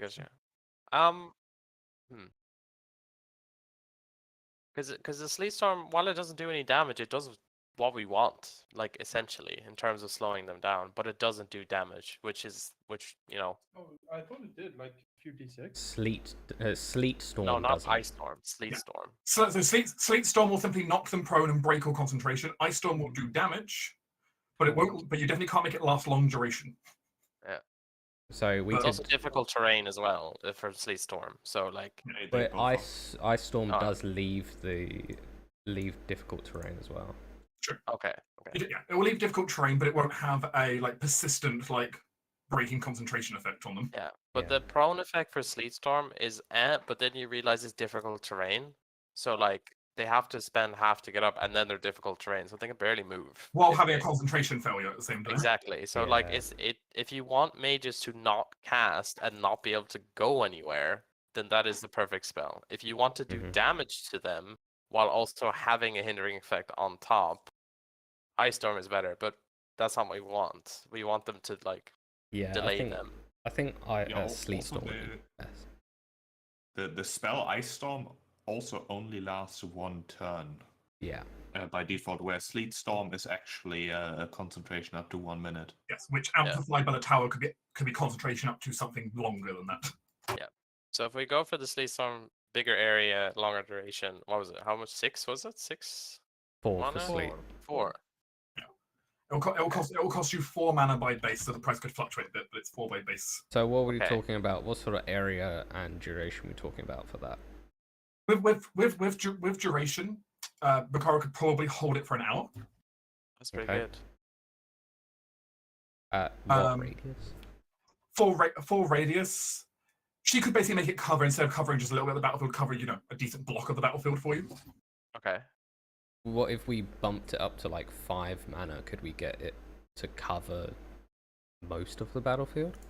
If you want to spend more power, you can make it an extreme radius, which would cost an extra 3, but it would cover literally everything. So what, I think 7 mana and cover everything? No, it'd be 3 instead of the 2 for the extended range, right? So it'd be 5 right now, or am I? The problem is, as you start amplifying to extreme levels, it starts getting exponentially more expensive, so it would cost 7 total if you're doing over an extreme range. I was planning on burning an item for this. Yeah. I mean, So do we want the whole area if you're gonna use our troops also? In there? Our troops well, aren't again, we're affected using by it. archers, so they're not going to be. More like if you use a lot Lady Eliza troops who don't care about tundra conditions. Yeah, so it would be perfect for them. Out of curiosity, I don't actually know the rarity of the stopwatch I have. Oh. And I was also thinking that since it has I know it has a haste effect, but maybe it can be inverted or something, to assist with like the slow of the ice. I don't know. Are you sure though that stopwatch is very That's so personal item, and I feel bad for wasting It that. it is a personal item, but he has a good reason for using it. Well, but we have a lot of magical items here that no one has claimed, so maybe we should use them first. That's what. I mean, sure, but Before you toss your super awesome watch into the fire, you know, you can. Yeah. You potentially get a lot of power of that watch, but yeah, it's Maybe the Arbor of Wicked Thorns or something. Just toss that in. You go everything quiz to. Yeah, sorry, we're not letting you destroy us. We're destroying it ourselves. Yeah, we're burning it. You can watch observe it. the process. Yeah, you can watch it be completely burnt and then used against the Duke and his men. I mean, yeah, if we're not planning on researching it, then I would definitely suggest using that. What rarity is that thing? Like rare? Very. The Armor of Wicked Thorns. Yeah. Yeah. I believe it's very rare. Yeah, like that's got to give us a decent chunk of money, mana, right? It would, yes. Oh, that would be hilarious. I love that idea. So is that the battle plan to go forward? Is sleet storm the area, harass them, and slow them down? Guerrilla tactics with a sleet storm that covers a huge area. That sounds amazing to me. Certainly at that kind of rate. Certainly if you covered that much of an area with it, essentially you may just delay the entire fight, as he just may choose not to move troops anywhere near you. I mean, that's perfect for our archers. Our archers can just harry them while they're there. At least harry them while they're trying to retreat back. So. Yeah, exactly.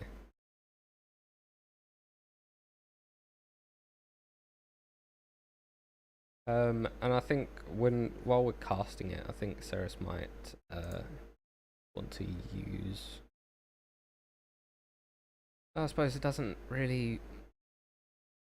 What does the spell require? Which spell? It doesn't. Sleet Storm. I'm just looking at it. It doesn't really. I guess it's the deck save to not fall prone. That's the only. Yeah, the deck save's not. Yeah, the deck save not to fall prone on it. I was just thinking using Toph's staff, but that only gives a bonus to attacks made. Regardless though, there's certainly a spell that Makara could spread over a very large area. The spell she's quite proficient in. So. Alright, yeah, I think it sounds awesome. So that's the battle plan tomorrow. Tomorrow, ready the troops and get ready to launch this. I think so. I think the Sleet Storm, and just in this case, combined with the Arctic Archers that we have access to, can be a very lethal combo, and something that he probably doesn't realize that we have, and is like ready to counter. You know what I mean? And also, it's not a like devastating spell to the point where he's like, "Oh shit, I have to like escalate quickly." It's more of Yeah. a, "Oh shit's happening. I don't know what's happening, but That's know. when we pick the Ice Storm to just do do like size and damage. That's all we do. yeah." That's when we screw him over. Yeah, it seems like we have our plan then.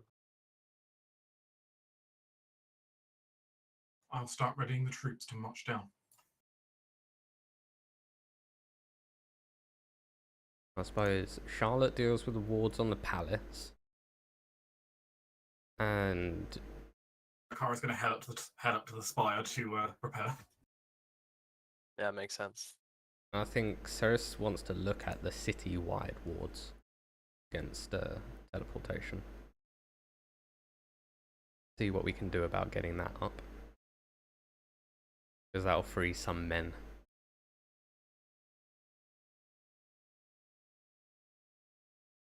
Okay. Ciel will, I guess, go either help Ceres or Mikaro.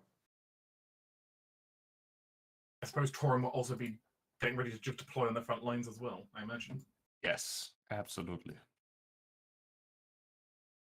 Leads from the front, always. And his liege, does he have a particular goal in mind?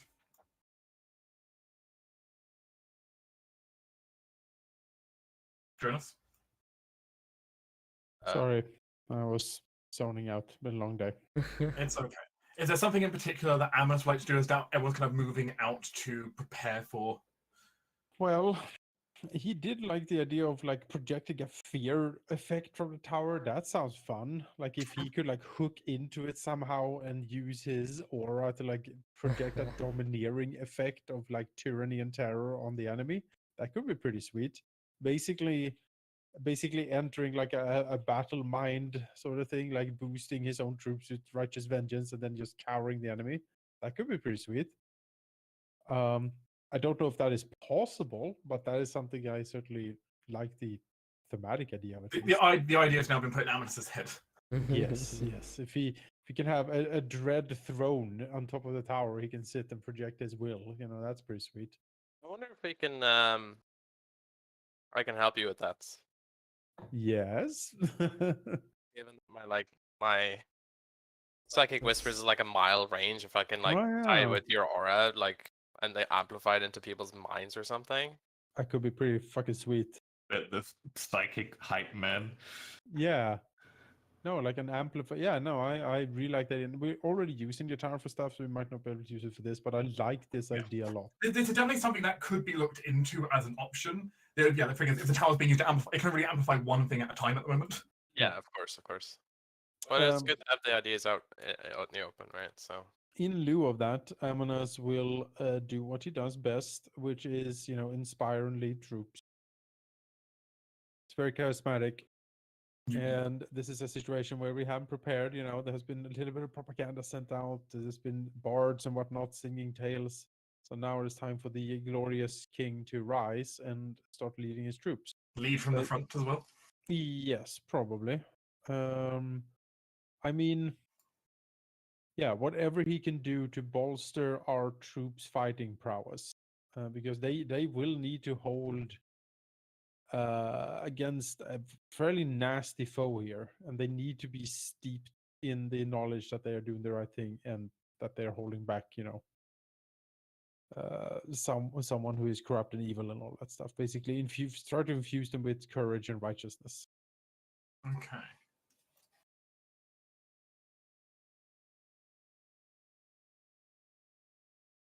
I think personally for Vicus, given that we're planning to strike at their supply lines, that's the thing he's going to focus on. Is going to be, because like, yes, there's armies and war going on, but like actually striking at the heart of their supplies is more of a focused mission, and he's good at that. making sure that the people that need to get in without any issue. So he's probably going to figure how he can plan that and get the relevant people together. Okay.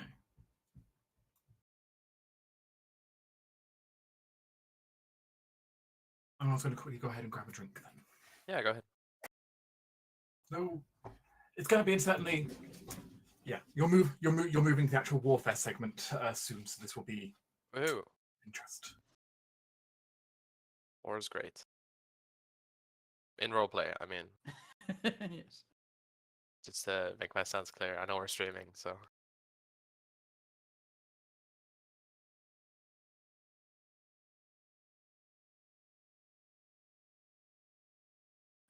Any discussion about those magical items? Anything else that I lost? uh, That I not should know? anything we already discussed while you were here, I believe. Amnes took off most of it. As far as I remember, none of us are using the armor because that seems silly, because it's cursed. Yeah, you know. The bread is under investigation, Yeah. and the van braces and the ampule, I think, MNS took because nobody else shouted loud enough, Yeah. and they seem pretty good on. The cloak that you put the reaction on, I think, makes sense for CL. Yeah. Yeah. I'm happy for CL to have that. Who doesn't want to turn into a bat, right? I mean, flying is very useful in polymorph. Oh yeah. Of course, bats cannot see, but small issues, and it fits the team. Yeah. Are bats blind? Let's see. They have blindness. They have blind sight 60 feet. Yeah, but it's based on echolocation.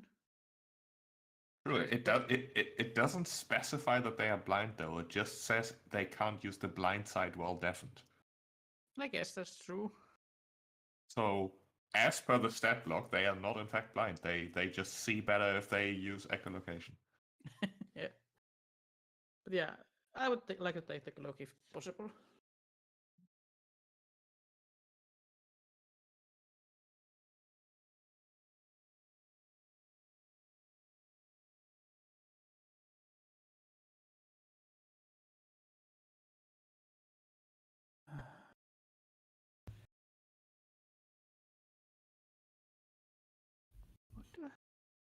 Then most magical items are accounted for, and if we feed the cursed armor to the forge for more power, Yeah.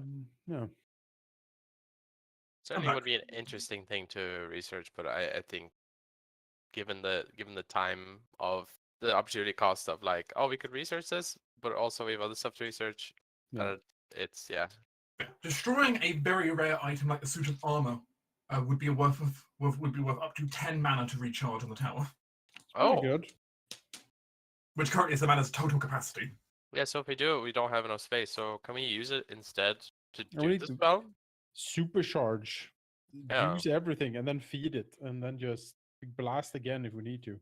I mean, we can use 7 to the Slitstorm and 3 to the Amana Sphere tactics. And then show cursed armor at top of it. Nothing can go wrong. And the main point is true though. You can burn the armor when you need the extra power added. Yeah. It just basically once you've set something burning, the tower can't burn another item for a couple of days in game. Yeah, so it makes sense to burn the highest rarity we got first because we'll probably need the most power we can get early on and then work our way down. I mean, we start with 10. In fact, Yeah.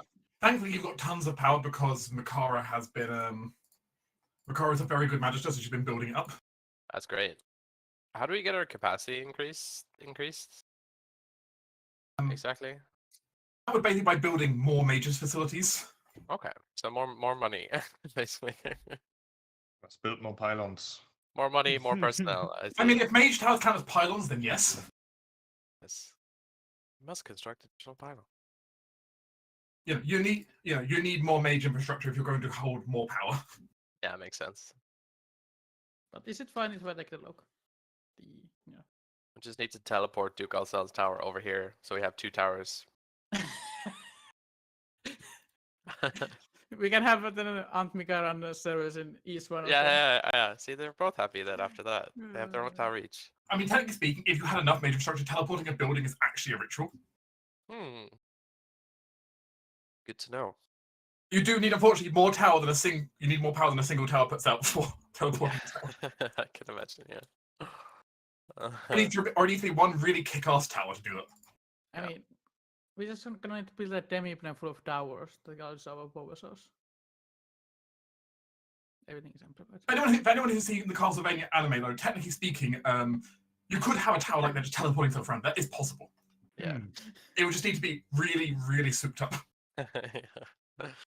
Next project.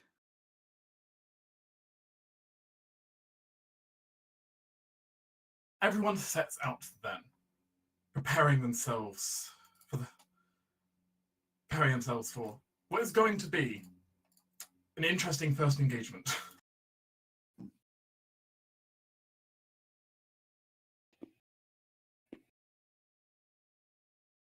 Be fun. It does not take long for your characters to be informed. Dukasen's troops very quickly spotted on the move. Pretty much the day after the declaration came. Very likely his messenger teleported back to give the answer.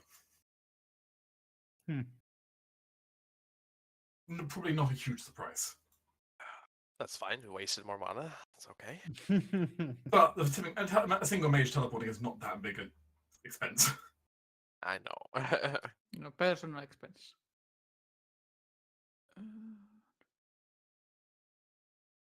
And so, before you even have a chance to really get your troops fully moved around, his are already kind of trying to march in.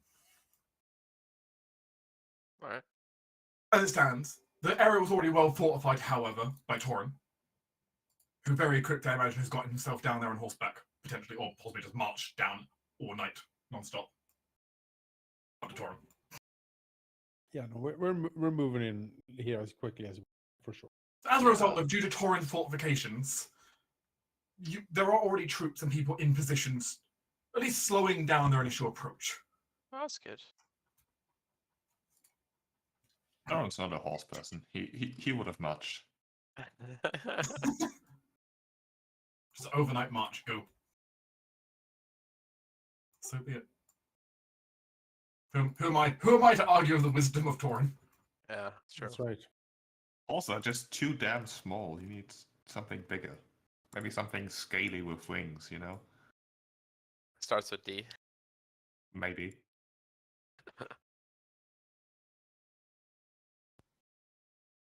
I mean, I could give you illusion wings. They don't work. Thanks. Unless you're a wizard, illusionist wizard, you can't make them real. So I mean, later on I can, but not now. I see. There is an illusion dragon spell. All right. Sounds fun.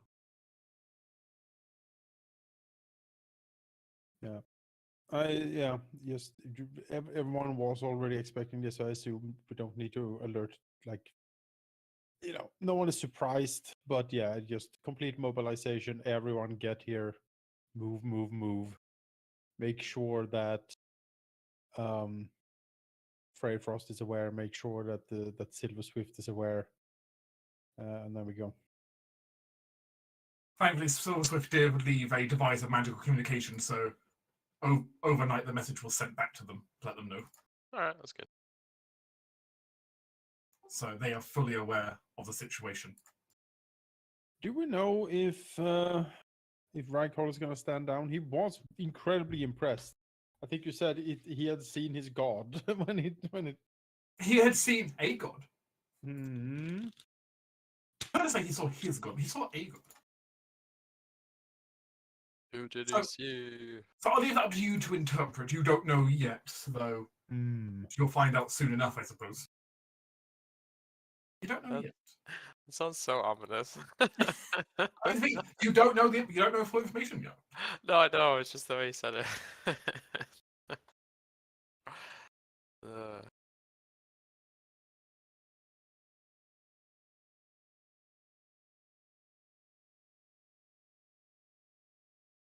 Right. Sorry. Quickly make their mobilization towards Freyfrost, however. Taking the easternmost bridge, heading straight towards the lower city of Freyfrost, Vanterheim. Very clearly intent on, they just plan to take the city in what to them it should be a quick and swift strike.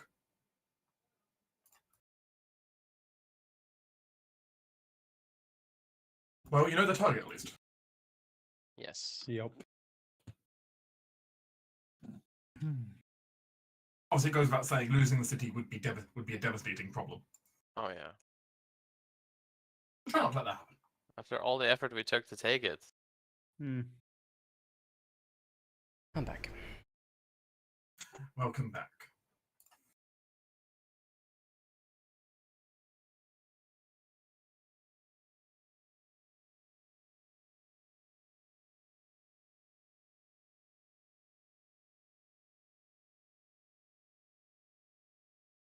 So your initial plans, though, was to, if I set up the scene for all of you then here.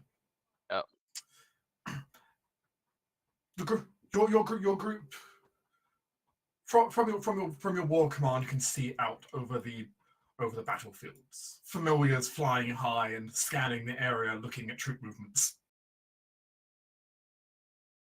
At least for those of you who familiars can fly. Yes. In our scouts passing reports back and forth.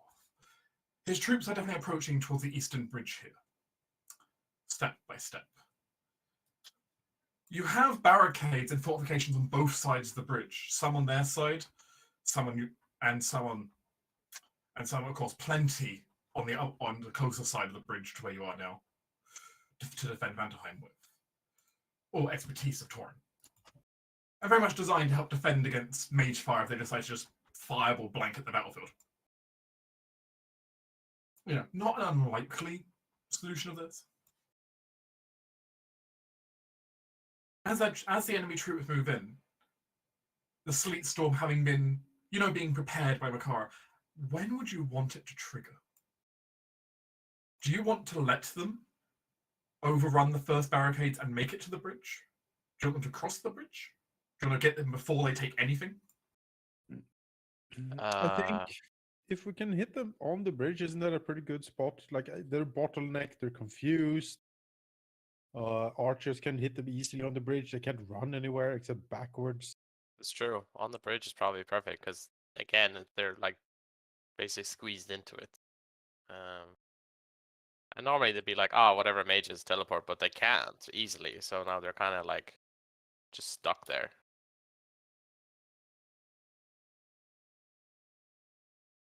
So I think while they're crossing, while the majority of them are crossing the bridge, probably the best time for that. Okay, so you want to try and get them funneled onto the bridge and hold them there while the spell hits. Yeah. Yeah, that's what I would. Anyone else have any other thoughts on that? Hitting them on the bridge or before or after? I would say during, possibly closer to them being mostly, like not when they're coming onto the bridge. I would say closer to them being like, I don't know, 2/3 over, and then slamming them. So then it will take them longer to retreat over the bridge because they're bottlenecked. Yeah, I agree that we should engage them on the bridge because we already established that our troops are higher quality. And on the bridge, their numbers will count for nothing. Or something. Yeah, that's true. We have all seen the movie 300. The documentary 300. Then, Completely the come question to is, life. who do you want to send from the council, be it a PC or one of the councillors, as the vanguard to help kind of defend against the initial blow then as you guide them back to the bridge? I mean, if there's a bridge to be defended, a blow to be softened, then it's gotta be Tauren at the front. It has to be, yeah. Yeah, 100%. There is no other. Okay, so you want to deploy Tauren for that job. Yeah. Deploy the Tauren. In the meanwhile, there were talks of potentially trying to sabotage them by deploying the Dwemer behind. See, Yes. I just had a thought of this, right? I have 2 4th level spell slots. Hmm. That means 2 dimension doors. Yes. That means I Yes. could teleport 500 feet, potentially behind their lines. And you can bring someone with you. I can bring someone with me, pop out a big old mana crystal, potentially infuse it just to get the Dwemer cat, like, its attention, and then when it arrives, dimension door away. Well, this brings up one of the questions, because while Torin goes to hold the bridge, who do you want to send to place the law for the Dwemer then? I mean, I would go, It but sounds. I would need someone to get me there. Yeah, Easily. it sounds I- like I'd say maybe both of us. a There Vic are sincerity. there are other ways you could cross the bridge, especially if it's only one person. Yeah. You build your gliders. You can like.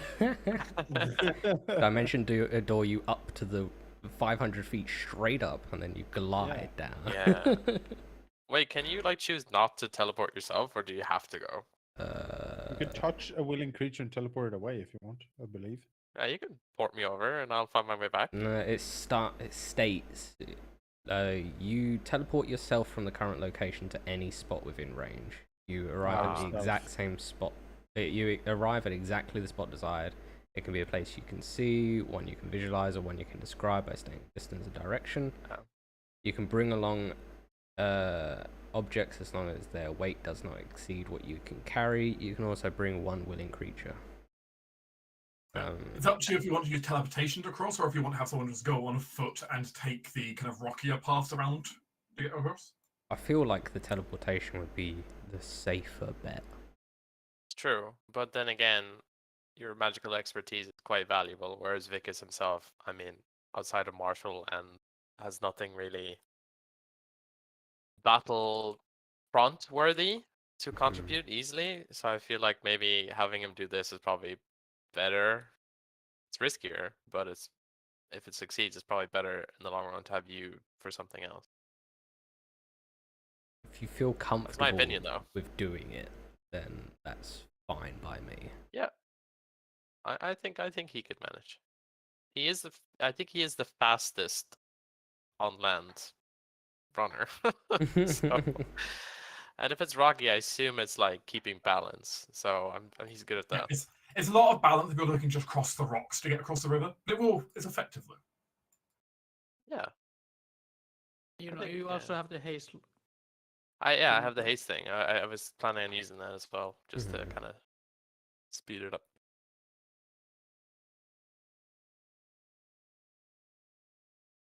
Yeah, I think Vicus would do that. And you know, if all else fails and the drummer cat is like, this isn't good enough. He has his blood is basically mana, so you know, last resort he can give some of it, I guess. Well, I think it's just to lure him to you, and then it's just sort of like hey, look at all of those mana crystals over there, and then it's just like, oh fuck yeah, you're totally right. So they're not ours, so you can do whatever you want with them. have them, eat them all. I don't give a shit. Yeah, Vicus will volunteer.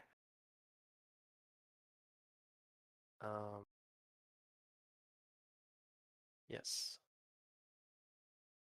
If it's important, I did take one of the grappling hooks from the assassins, which might help me traverse. I don't know if that's gonna help.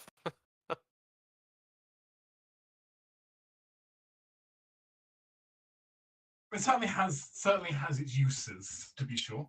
Yeah. If all else fails, it'll save me hopefully from falling. Let's hope it doesn't come to that. Yeah.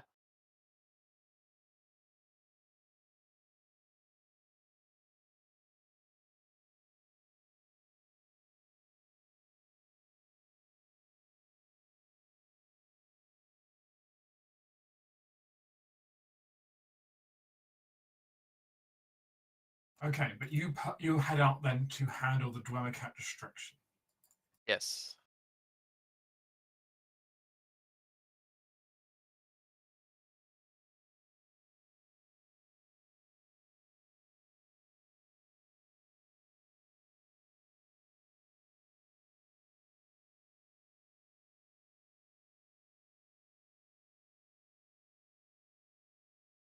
Okay, just gonna grab Torin for this. Put Torin down.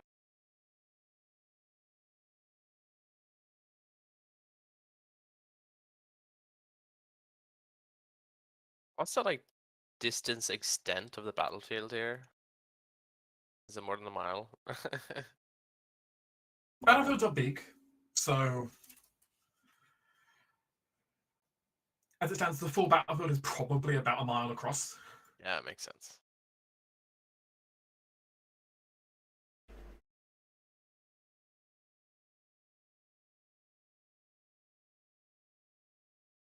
Okay, so the enemy forces surge forwards, and they are certainly unrelenting as they do so, quickly hitting Torin's troops with blast after blast, minor magical shockwave, electricity flying left and right. It certainly has the troops on edge to be surrounded by a whole bunch of elemental forces.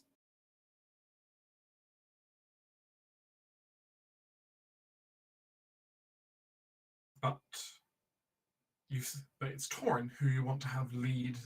Well, it's Torin currently the one trying to lead here.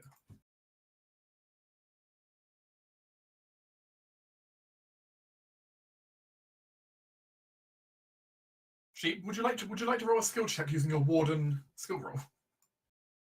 Sure. Oh. Where am I? There's the token. Warden skill roll. That Plus would 13. be Plus 13. plus 13. Insight or history? Those what it's drawing from for your base. Yeah, that's your I would- full bonus with everything. I would have hoped that our Realm of Unrest would have 18. lowered. Or That's actually terrible. Okay. You've got a high bonus though, so Torin, your forces definitely take a battering as you try to pull back. As much as you're in control while pulling back, you're also pulling back across a narrow bridge, an excellent spot for enemy AoEs. Yeah. And your troops definitely feel it as lightning bolts and other similar effects start trying to channel their way down the narrow column. Your troops don't break, but there are certainly going to be casualties from it as you're pulling back. Vickers, meanwhile, is trying to stealthily move across the landscape. ah yes. This is going to be a more personal skill check since you're not leading the main group. Okay. The biggest difficulty here is not going to be so much crossing, it's only going to be the trying to quietly and unseen move towards the back lines of the enemy. Ah. This would be a stealth check then. Yes. Okay. Let's try that then. Okay, 22, not bad. The average-ish. 22. If I do get spotted, I can push it, I guess, but we'll see.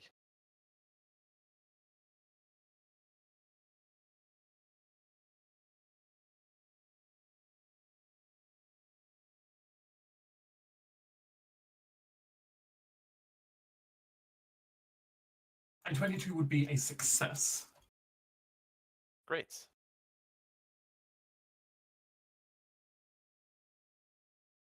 As you move around to the back of,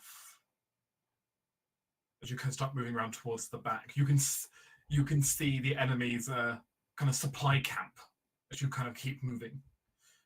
The rolling wagon of their supplies and their troops getting ready to kind of push forward further.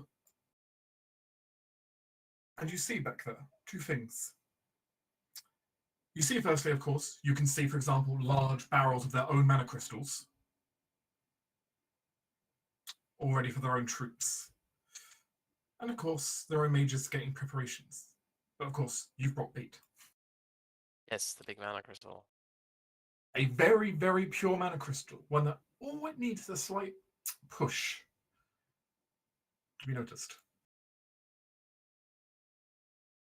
Whenever the time is right. Yes. As Torrent's troops are being pushed back, it clearly comes down that following this, the next step will be for Lady Eliza's forces to start possibly take onto the archery volley to try and give him some suppressing fire, some covering fire to it.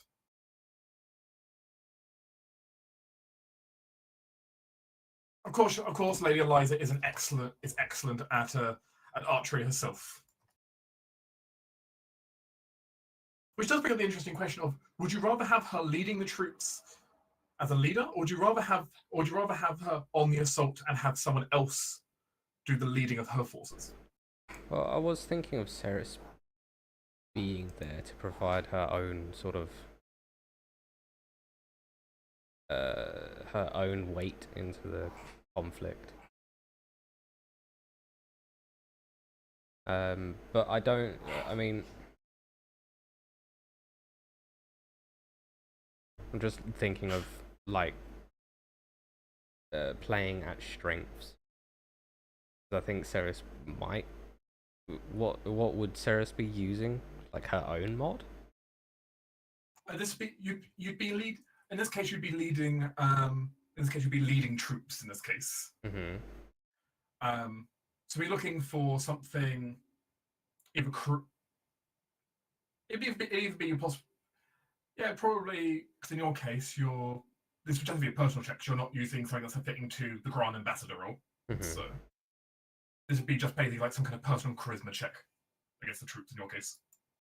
Opposed to her actually, like her, would she be using a like personal check herself? I guess not really a high console.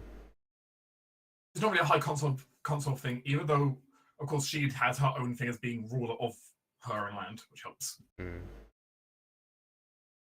It could be a thing you could assign the general to, of course, or you could assign, or it possibly even Amulet could possibly lead the troops on the assault, on the counter assault, but both options.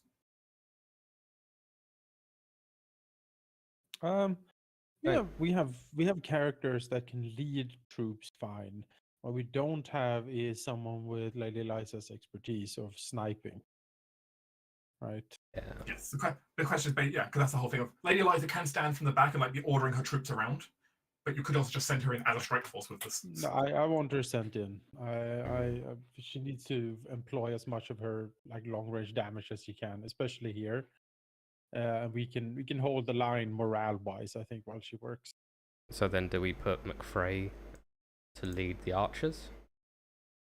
We can do, but she has her own general. Old guy we rescued from I forget his name, but we rescued from the prison. Remember? That's true. She still has her own general that she can use for this. Because we left him in Freyfrost intentionally because we're like, he is at home here. We feel bad taking him away from her. He should hang around and help. Yeah. And I think the Freyfrost troops are probably fairly. I mean, they're used to be led by him, right? So it makes sense. They're generally often led by Eliza, but obviously in this case she's splitting off to go more front on. But Sir there's something Bolton have here. trust in Sir Bolton. Yeah, Sir Bolton. Yeah. Okay.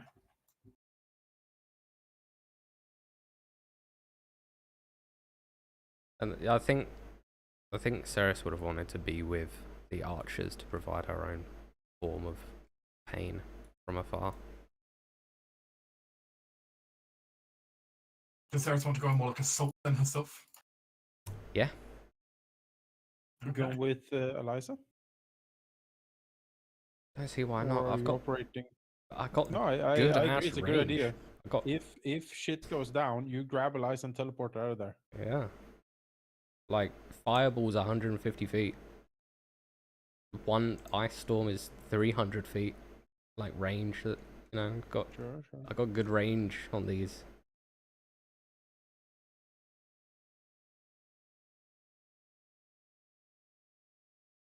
Okay.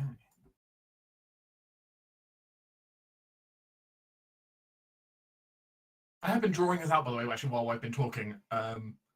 Just for my own personal reference, but also I can show you the doodle I've been doing to keep track of everything. A war table. Nice. I see very little. Oh, one I see second. I have to make- words and tokens and let nothing. me correct the lighting on the map. Aha. I love it. Ah, it's the lighting that tracks my. Ah. Because as now you track the lighting, I have this white screen all over the place. So the lack of having lighting running is what causes weird things for you. Seemingly. What is that? I mean, you can drop my token if that fixes it, because I don't see my token also here. But Your token's not currently here. yeah, that doesn't fix it. But like I have this white line going through everywhere, and if I zoom Also, I was out, going to try something. I'm going to re-enable vision, but then I'm going to just put a giant light source over the map. yeah, it's vanished. All works. Like it works perfectly. Okay. Now no effect. No. I don't know what this. Is that any better? Yeah, I no issue. Yeah, I just put a just giant light bulb over the map that gives vision to everyone. So, Yeah, I get the local light source somehow breaks the for my end in these maps. interesting. Very interesting. Okay. What's up, Jonas? Good question. Yes, you can see how the force kind of position of everything. As Tauren's forces are being pushed back. But as it stands, you are in position if I presume you wish to call in, this would be the point where you want to call in the ice storm at this point. Yes. Yeah. This is where the sleet storm will hit. Confirming, are you going for large or extreme range on that? Extreme. Extreme. Extreme. We want to cover the whole enemy lines. Yeah. We don't want to give them any room to, In fact, to yeah. wiggle out of this. Like, even ourselves, it doesn't really matter because our troops are super mega awesome. This Lady of Liza's ones are perfectly able to handle it. Yeah. In which case, she casts a 1 mile radius sleet storm. Oh yeah, let's go. Hit him. Right. Yep. Okay. Right, that's crazy. Burning 7 mana out of the tower in the process. Just throw in like the amulet of the speaker. Just as it burns, just lob that in, and then it can have that mana back. Something to be decided if you'll choose to lob that in or not yet. But as kind of Tauren troops are being pushed back, and you can see morale is starting to falter in some of them. In the distance, there is this kind of bright light from on the horizon from the mountains. As you see this kind of ripple of magic head up into the heavens. And suddenly, there's just a crack of thunder above, as suddenly just icy blizzard begins to sweep across the entire land. You see a whole bunch of the troops on the bridge belonging to Alcen's forces, literally just blown over by the sleet off overboard into the river. Oh yes. As the hail and sleet, the icy abyss sets in. Also surrounding, of course, all the main troops, as well as Vicus, and even in the back lines around the war camp, suddenly just bombarded in by snow.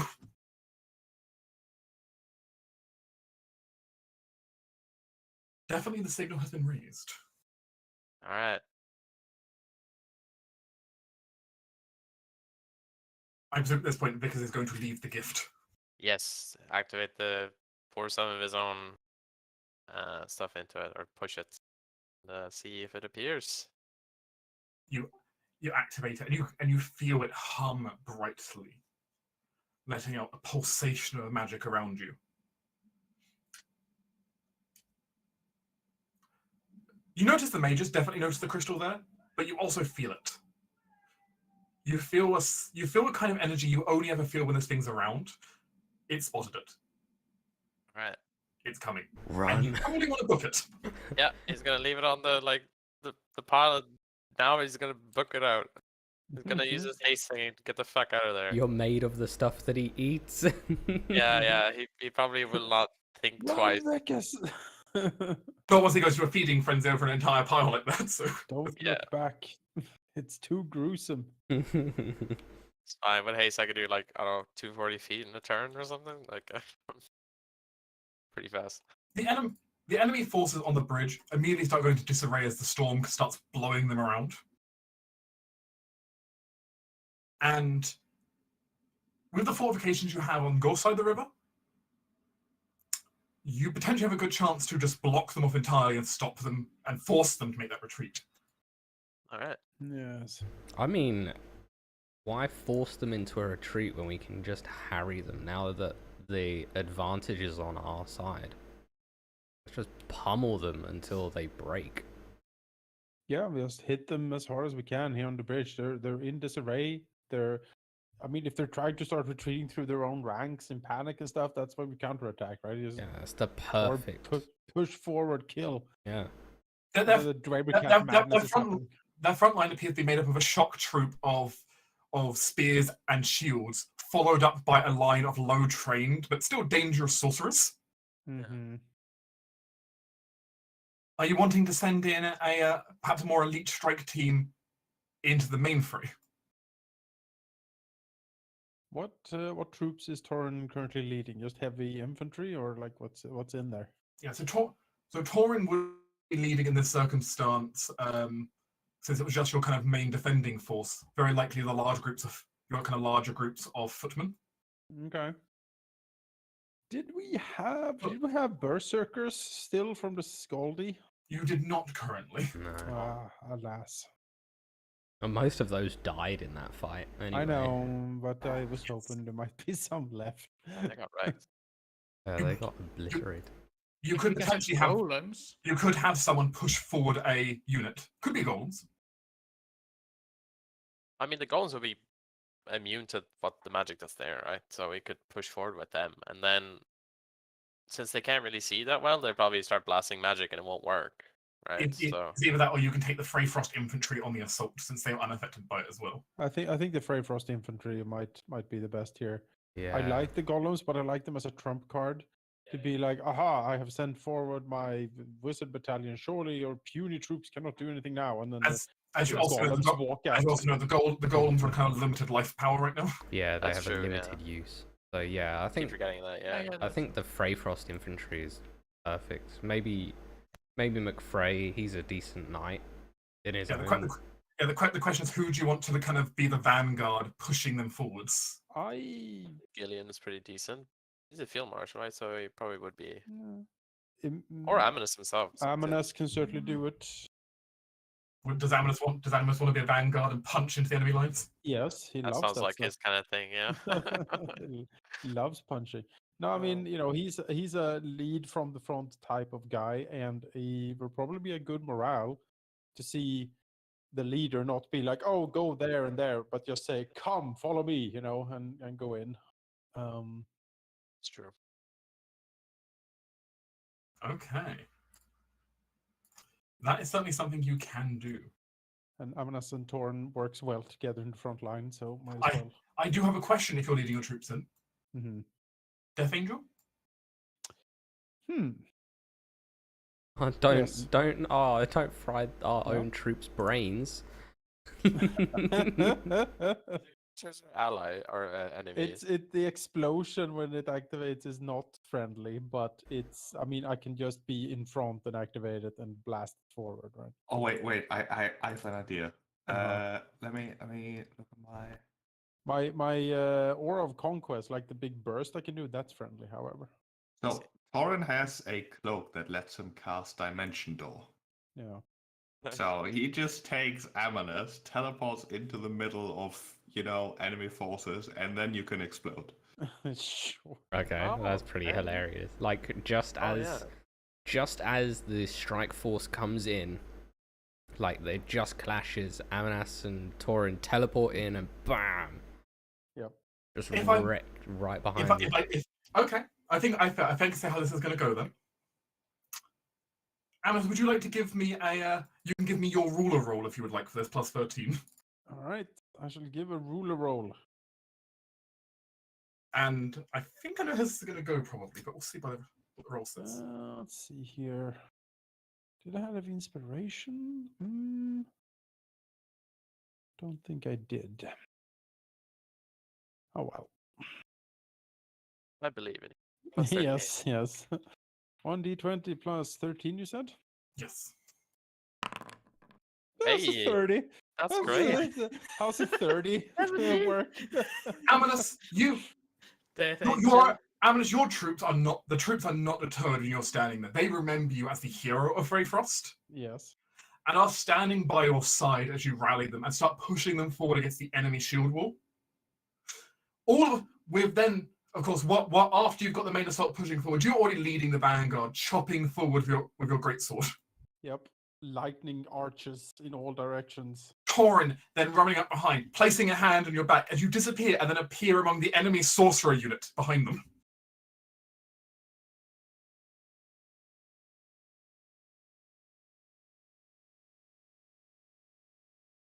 That's great. As you teleport in, activating Death Angel in the middle of the bridge. Yes. Exactly. Like, you will kneel before your king.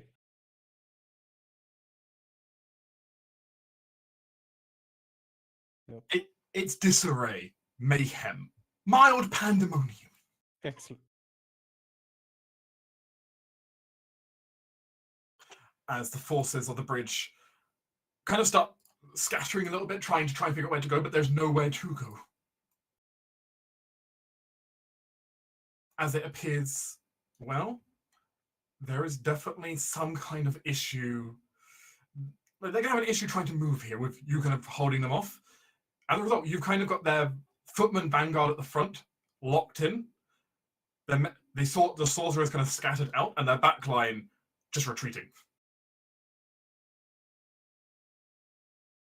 That's when you hear it, though. You begin to hear a strange melody appear on the wind as all this is happening. Alan's been cutting down troops, but then he hears that song, that melody in the distance. Mm-hmm.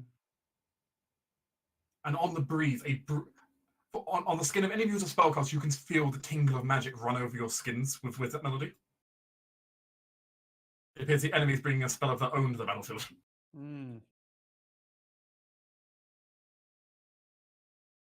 As the enemy plans to bring some kind of mass charm, perhaps, to the battlefield. No. Interesting. Counter charm that? Maybe. So we need to plug CL into an amp and blast out electric. We need to turn that demonic armor into an electric guitar, and then Carnage charm. You hear that distinct hum and crackle as a cable is plugged into an already running amplifier. She would become the one from Mad Max Fury Road. CL, you would certainly recognize the mass charm going over the battlefield right now. You can feel it, and it's again, especially against your troops who are not so used to dealing with magic. This could be a problem indeed. Yeah, I mean, I have thing basically for this, so if I If can amplify this somehow, but or some other way. But because CL thinks she knows what the charm will do. yeah. If he completes the charm, it will cast a mass sleep spell over the front of the army. Oh, that's awful. That's hilarious. But CL, you would like to try and counter something all that, shall we? Sure, let's try. Give And a it turns out CL is also in the front lines here. I mean, anything within 30 feet just gets advantage. It's pretty bloody good. a bat flies in, a girl appears, a song starts playing. Yeah, I'm gonna need you to make me a performance check for this one, I think. it's like Battle of the Bands. I cannot amplify it that way. I'm inspiration. Let's see. That's pretty decent. It's pretty That's decent. pretty good. As Ciel, in the middle of you hearing, as long as the middle of you hearing this magical melody on the wind, it is literally the Battle of the Bands moment as Ciel begins to use her own magic back. Almost on the breeze, you can see this kind of ripple of magic in the air as two different magical songs kind of clash, and there's just kind of this disruption of magic. It's magic all over. It seems to hold it back.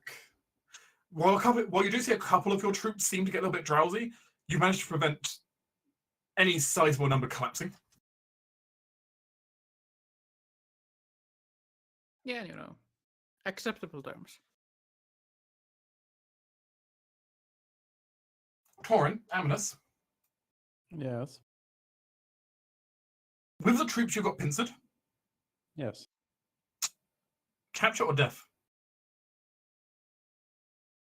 I feel like I know the answer. What's your goal here? We don't have enough room for them. Death. It's death, I hear. So you're just going to slaughter their troops down? Yes. Okay. As you move in, while many of their sorcerers do make a decent effort to flee, their footmen have no way to do that. There is physically no way for their footmen who are kind of being their vanguard of protection. There's nowhere to go. Not with Torin's troops on front and Amanus and Torin now standing behind. With Sentinel as well, by the way, just to add insult to injury here. There is no escape route for them. You just mow down their front vanguard, who were not even particularly that well trained to begin with, but they served an important purpose. Vicus, in the back, meanwhile, Yes. you just hear this loud screech of a wildcat, and the sound of what you're fairly sure was several fireballs being completely ignored. Oh. The dweller cat appears to be on a bit of a rampage back there. Yeah, I don't want to be there. I want to go. Those things are Dweller terrifying. cats have a very nasty thing when they're fighting mages. Oh, okay. When a dweller cat's hit by a magic spell, they can immediately teleport to the creature who cast it on them. Oh, that's great. I thought it was. And also can make a free attack. Yeah, it's like It's a really bad day. I don't even think it needs to hit it. If I remember, Just needs to target. it just needs to be targeted by a spell, and then it's like, oh, I'm next to you now, and now you're dead. They literally just follow the trail of magic back to the caster. It's That's great. horrific. Against a martial person, they're not that strong. Against a caster, though, they are. Yeah. Crazy. Vicus, as you're moving back, you do notice something though in the wings. You notice some more of the Duke's troops though, not in the main force. Okay. What kind of troops are they? They appear to be more mages, and in particular, they're not ordinary mages. As you notice a small group of them gathering in that little red circle. Okay. Which appear to be conjuring elementals. Oh no, no, no. We can't have that. This shit again. How small is the group?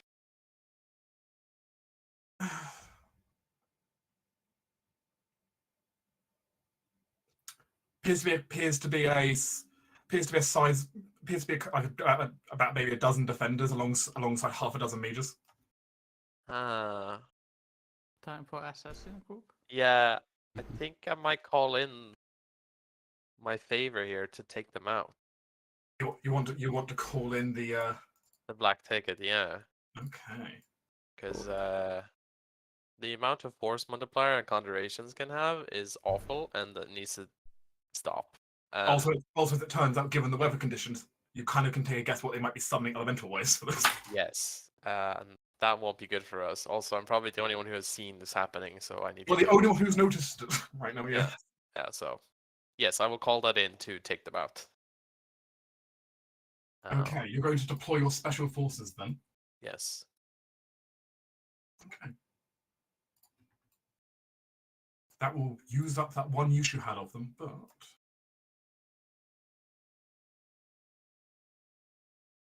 as you perhaps you blow the whistle, you make that Yeah. make that little whistling noise. Maybe it's a mental message you send out to someone. As it doesn't take too long before crossing in across the same way you did is the group of whoops, I have to drew that line too big. That's okay. The group of assassins which you bargained with go in for the kill. Yes. They don't manage to decimate the entire enemy forces, but what they do manage to do is stop the mages from summoning. Great. That's what I need. As a couple of the mages are knocked out, be it by death or by actual sleep poison. Yeah. The remainder fleeing, but it serves your purposes. All right.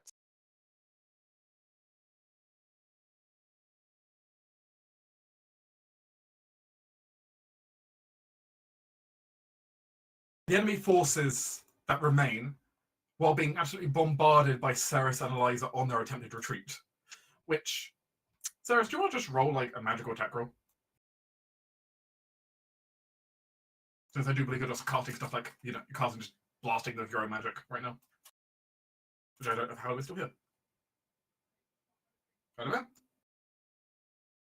Dun, dun, dun, dun, dun. Dun, dun, dun. Machine Halldamir probably was here. Yes. He seemed to be have the sets in the.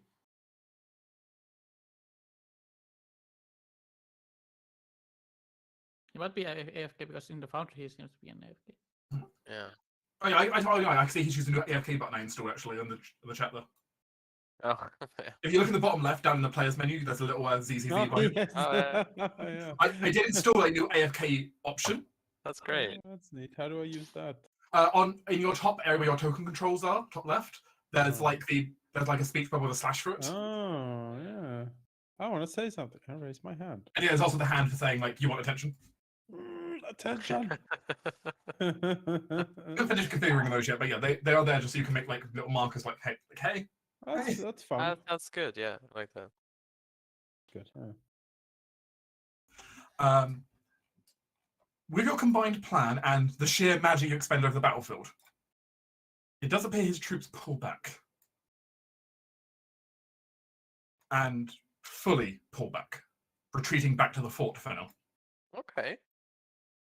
Yeah. Perhaps not expecting a mile-wide ice storm. No. Your own troops are freezing, but thankfully Eliza's ones are resistant to that, so who cares? Yourselves personally might still be freezing, but different issue.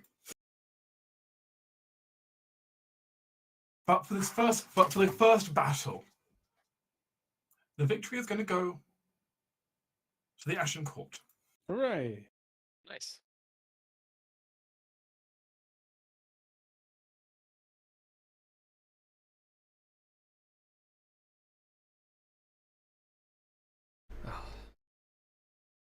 Welcome back. Sorry, I did put be right back in the chat. Didn't come. Because you activated the AFK function in the chat. What? In the bottom left, there's a little marker of your name right now. Oh, amazing. Oh, it just does it. That's pretty cool. There's a new thing in the chat. You can also enable it on the top left where you've got token controls. There's a little AFK button there. Pretty cool. I had a toddler attack me. But yes, with the mass assault against it and having crippled their foot soldiers they had on the very front, not too trained as they were to begin with, but it does seem to you've done enough to push them back, and they seem to retreat back to the border fort for now. Go back to the shadow. As you manage to repel the initial blast, though you did take some casualties. It could be worse. You didn't lose any ground. That's good. And at the same time, you certainly taught them that this won't be as easy as they expected.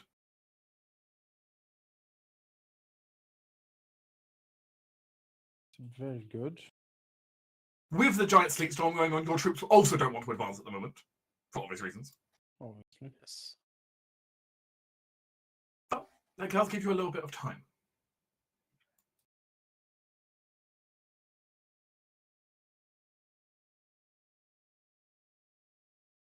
The group, as you kind of perhaps all meet back up in Vanderheim and kind of start planning,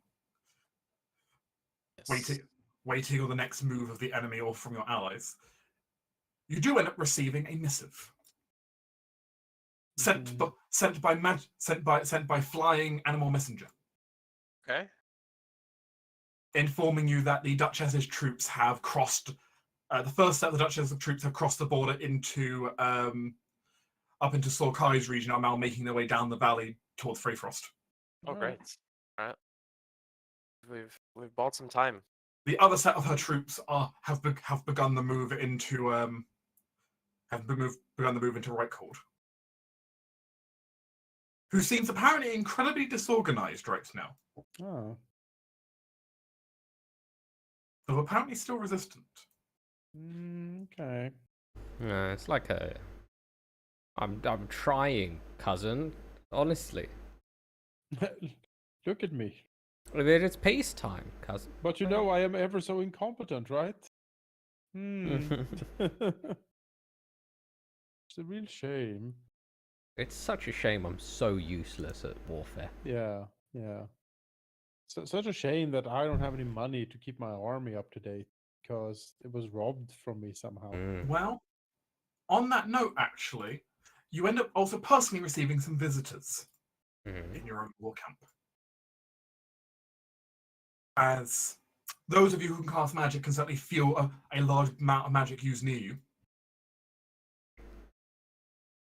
Hmm.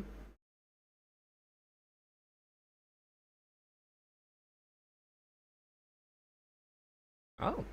Why there? What? Who? Who is it? It's the Count and Ah. Duchess. Count Ander as well. Interesting. And well, he is. I did offer him a job, so As suddenly appearing outside your war tents, perhaps by teleportation of her own, you see the Duchess Decia Margrave and Count Ander appear before you in a slight poof of feathers.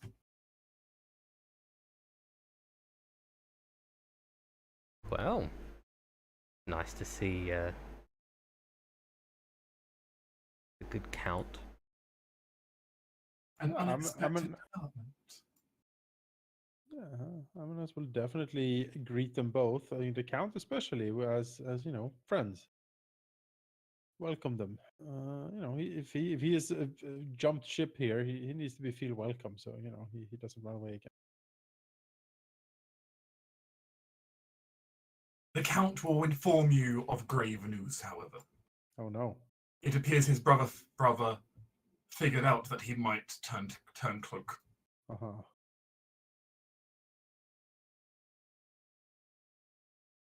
The Duke has sent his military commander and stationed them inside of Reichhold and has basically subsumed control. Well, not necessarily too bad for us in that the Duchess will have to fight that. Oh, that's Adesia has an amused look on her face, though. so does Sarah's. What I'm hearing, though, from this circumstance is that the primary general of their army is by himself. Excellent. I'm By seeing a himself. target. By himself, you say? If we get rid of their general, how much? Don't you think that might help our cause immensely? How did the general become so careless that he's by himself? Well, he's got troops, of course, but he's not with the main court. Sure, sure. I mean, that sounds like a good target, certainly. Just getting to him. Hmm. Perhaps you have a suggestion, Duchess? Well, my troops are about to engage his, and unfortunately, with him in command, it's not going to be as simple taking the place as I hoped. But with all the troops distracted in a siege, then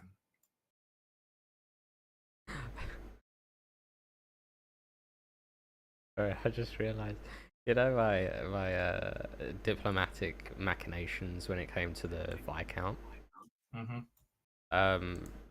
The Duke has just given me the perfect ammunition for that now. The Duke just removed Ander from his seat of power with no explanation. Just removed him. Clearly doesn't care for people's sovereign borders.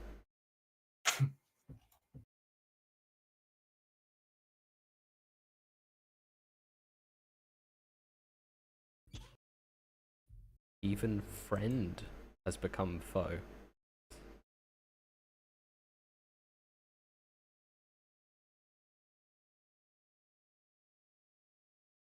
as the War Council gathers, so you do have a potential target if you wanted to try and personally go after the general. Yeah, I think that's a worthy target to try to take out. Obviously, that will mean leaving the front line here to your council to deal with. But you have to push them back for now. So Yeah, that's fine. We have some leeway here. you've given yourself a breather room up here if you wish to try and engage down there. And our council is fairly competent. We have military commanders on it. Between both Eliza, of course, and McFrey. Yeah, exactly. McFrey, you have the field. Hold the line. Hold the line. The defenses have to hold. Look for us on the third day.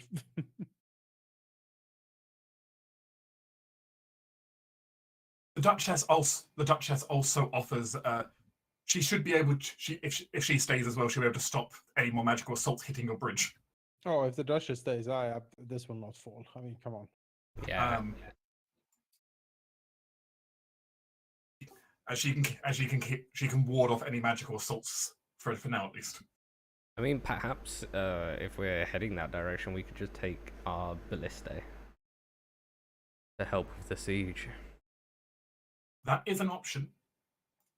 As, Obviously, they're defending against her current siege weapons, but bringing the siege weapons from the other way. yeah, I mean, we have no need for them right now. We're not sieging anything. Might as well, right? I guess if they can be brought in such a manner. You could direct them to move down there, and you guys to move with the ballista troop down to Reichhold. Add an extra level of fuck you to. Okay. Which looks like then that might be the plan for next time. So we'll not handle that today, but it looks like next time a more personal assault, perhaps a personal mission. The first of many for this war. Yes. Some enemies require the personal touch. As the first strategic battle, you've managed to come out and held your position fine. The Duchess's own troops are on their way to your position, but obviously they haven't go the long way, so it's taking some time. Yeah. But if you're able to help free up her other forces down on the other border, then hopefully then you can push on assault. And if you can take out the general at the same time, then all the better, right? Yes. Yeah, sounds good. So that will be the next mission. Okay. How you achieve this assassination will be up to you. So Andrew is basically deposed. He has been effectively deposed for the moment. Yeah. That's fine. Perfectly fine. He might be deposed, but he's not defeated. Would be a shame if we helped him and he owed us tons of favors after. Yes. Yes. He, As I said, I have offered him a place at the council if he joined. So he, because he seems very competent. he does promise his what troops are loyal to him. What troops are loyal to him? If you can free them from the, if you can also free them from the general, then he'll certainly command them to join you in this vote. Yeah. We shall certainly take a look at it.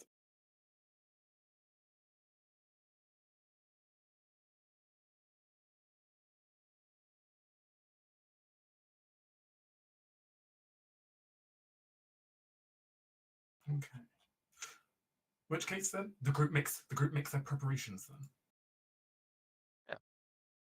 As a holdout's got to occur here, and that's fine. Your Sweet Storm won you the day in that regard. Until the next one, though, we'll end the session here. Okay. But war. Well, welcome to war, everyone. Yeah. Well, Indeed. I can't use law war never changes because for most of you, dealing with magical warfare is something new. Because magic does severely change a battlefield. Oh yes. I have to say this system idea was a great idea. It was. It also helps that it's an affinity, both an affinity of anti-Makaras and an affinity of the terrain, which is a good help.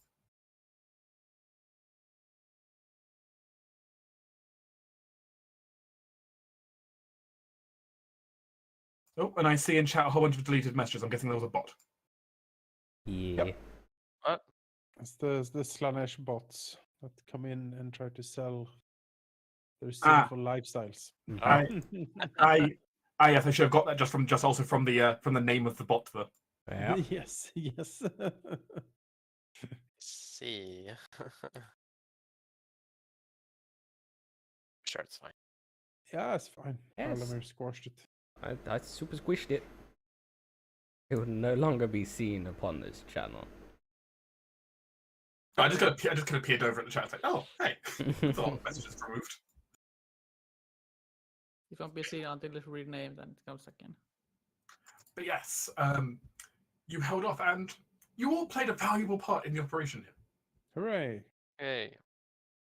I do apologise for the technical issues you're having over. I'm still not entirely sure what happened with those. From my end and your end, both, but yeah. What browser are you My using? end. I'm using Chrome, but I think the issue was for me is for like virus protection was why I come to the Pro. But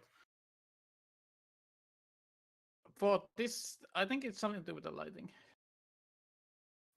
With this Yeah. map, because I don't have the issue in the throne room map Interesting. at all. It's only Yeah. this map that has this. Might be visible like It's like it seems like Like you're having sight? issues. It seems like you're having issues on lighting on maps where I have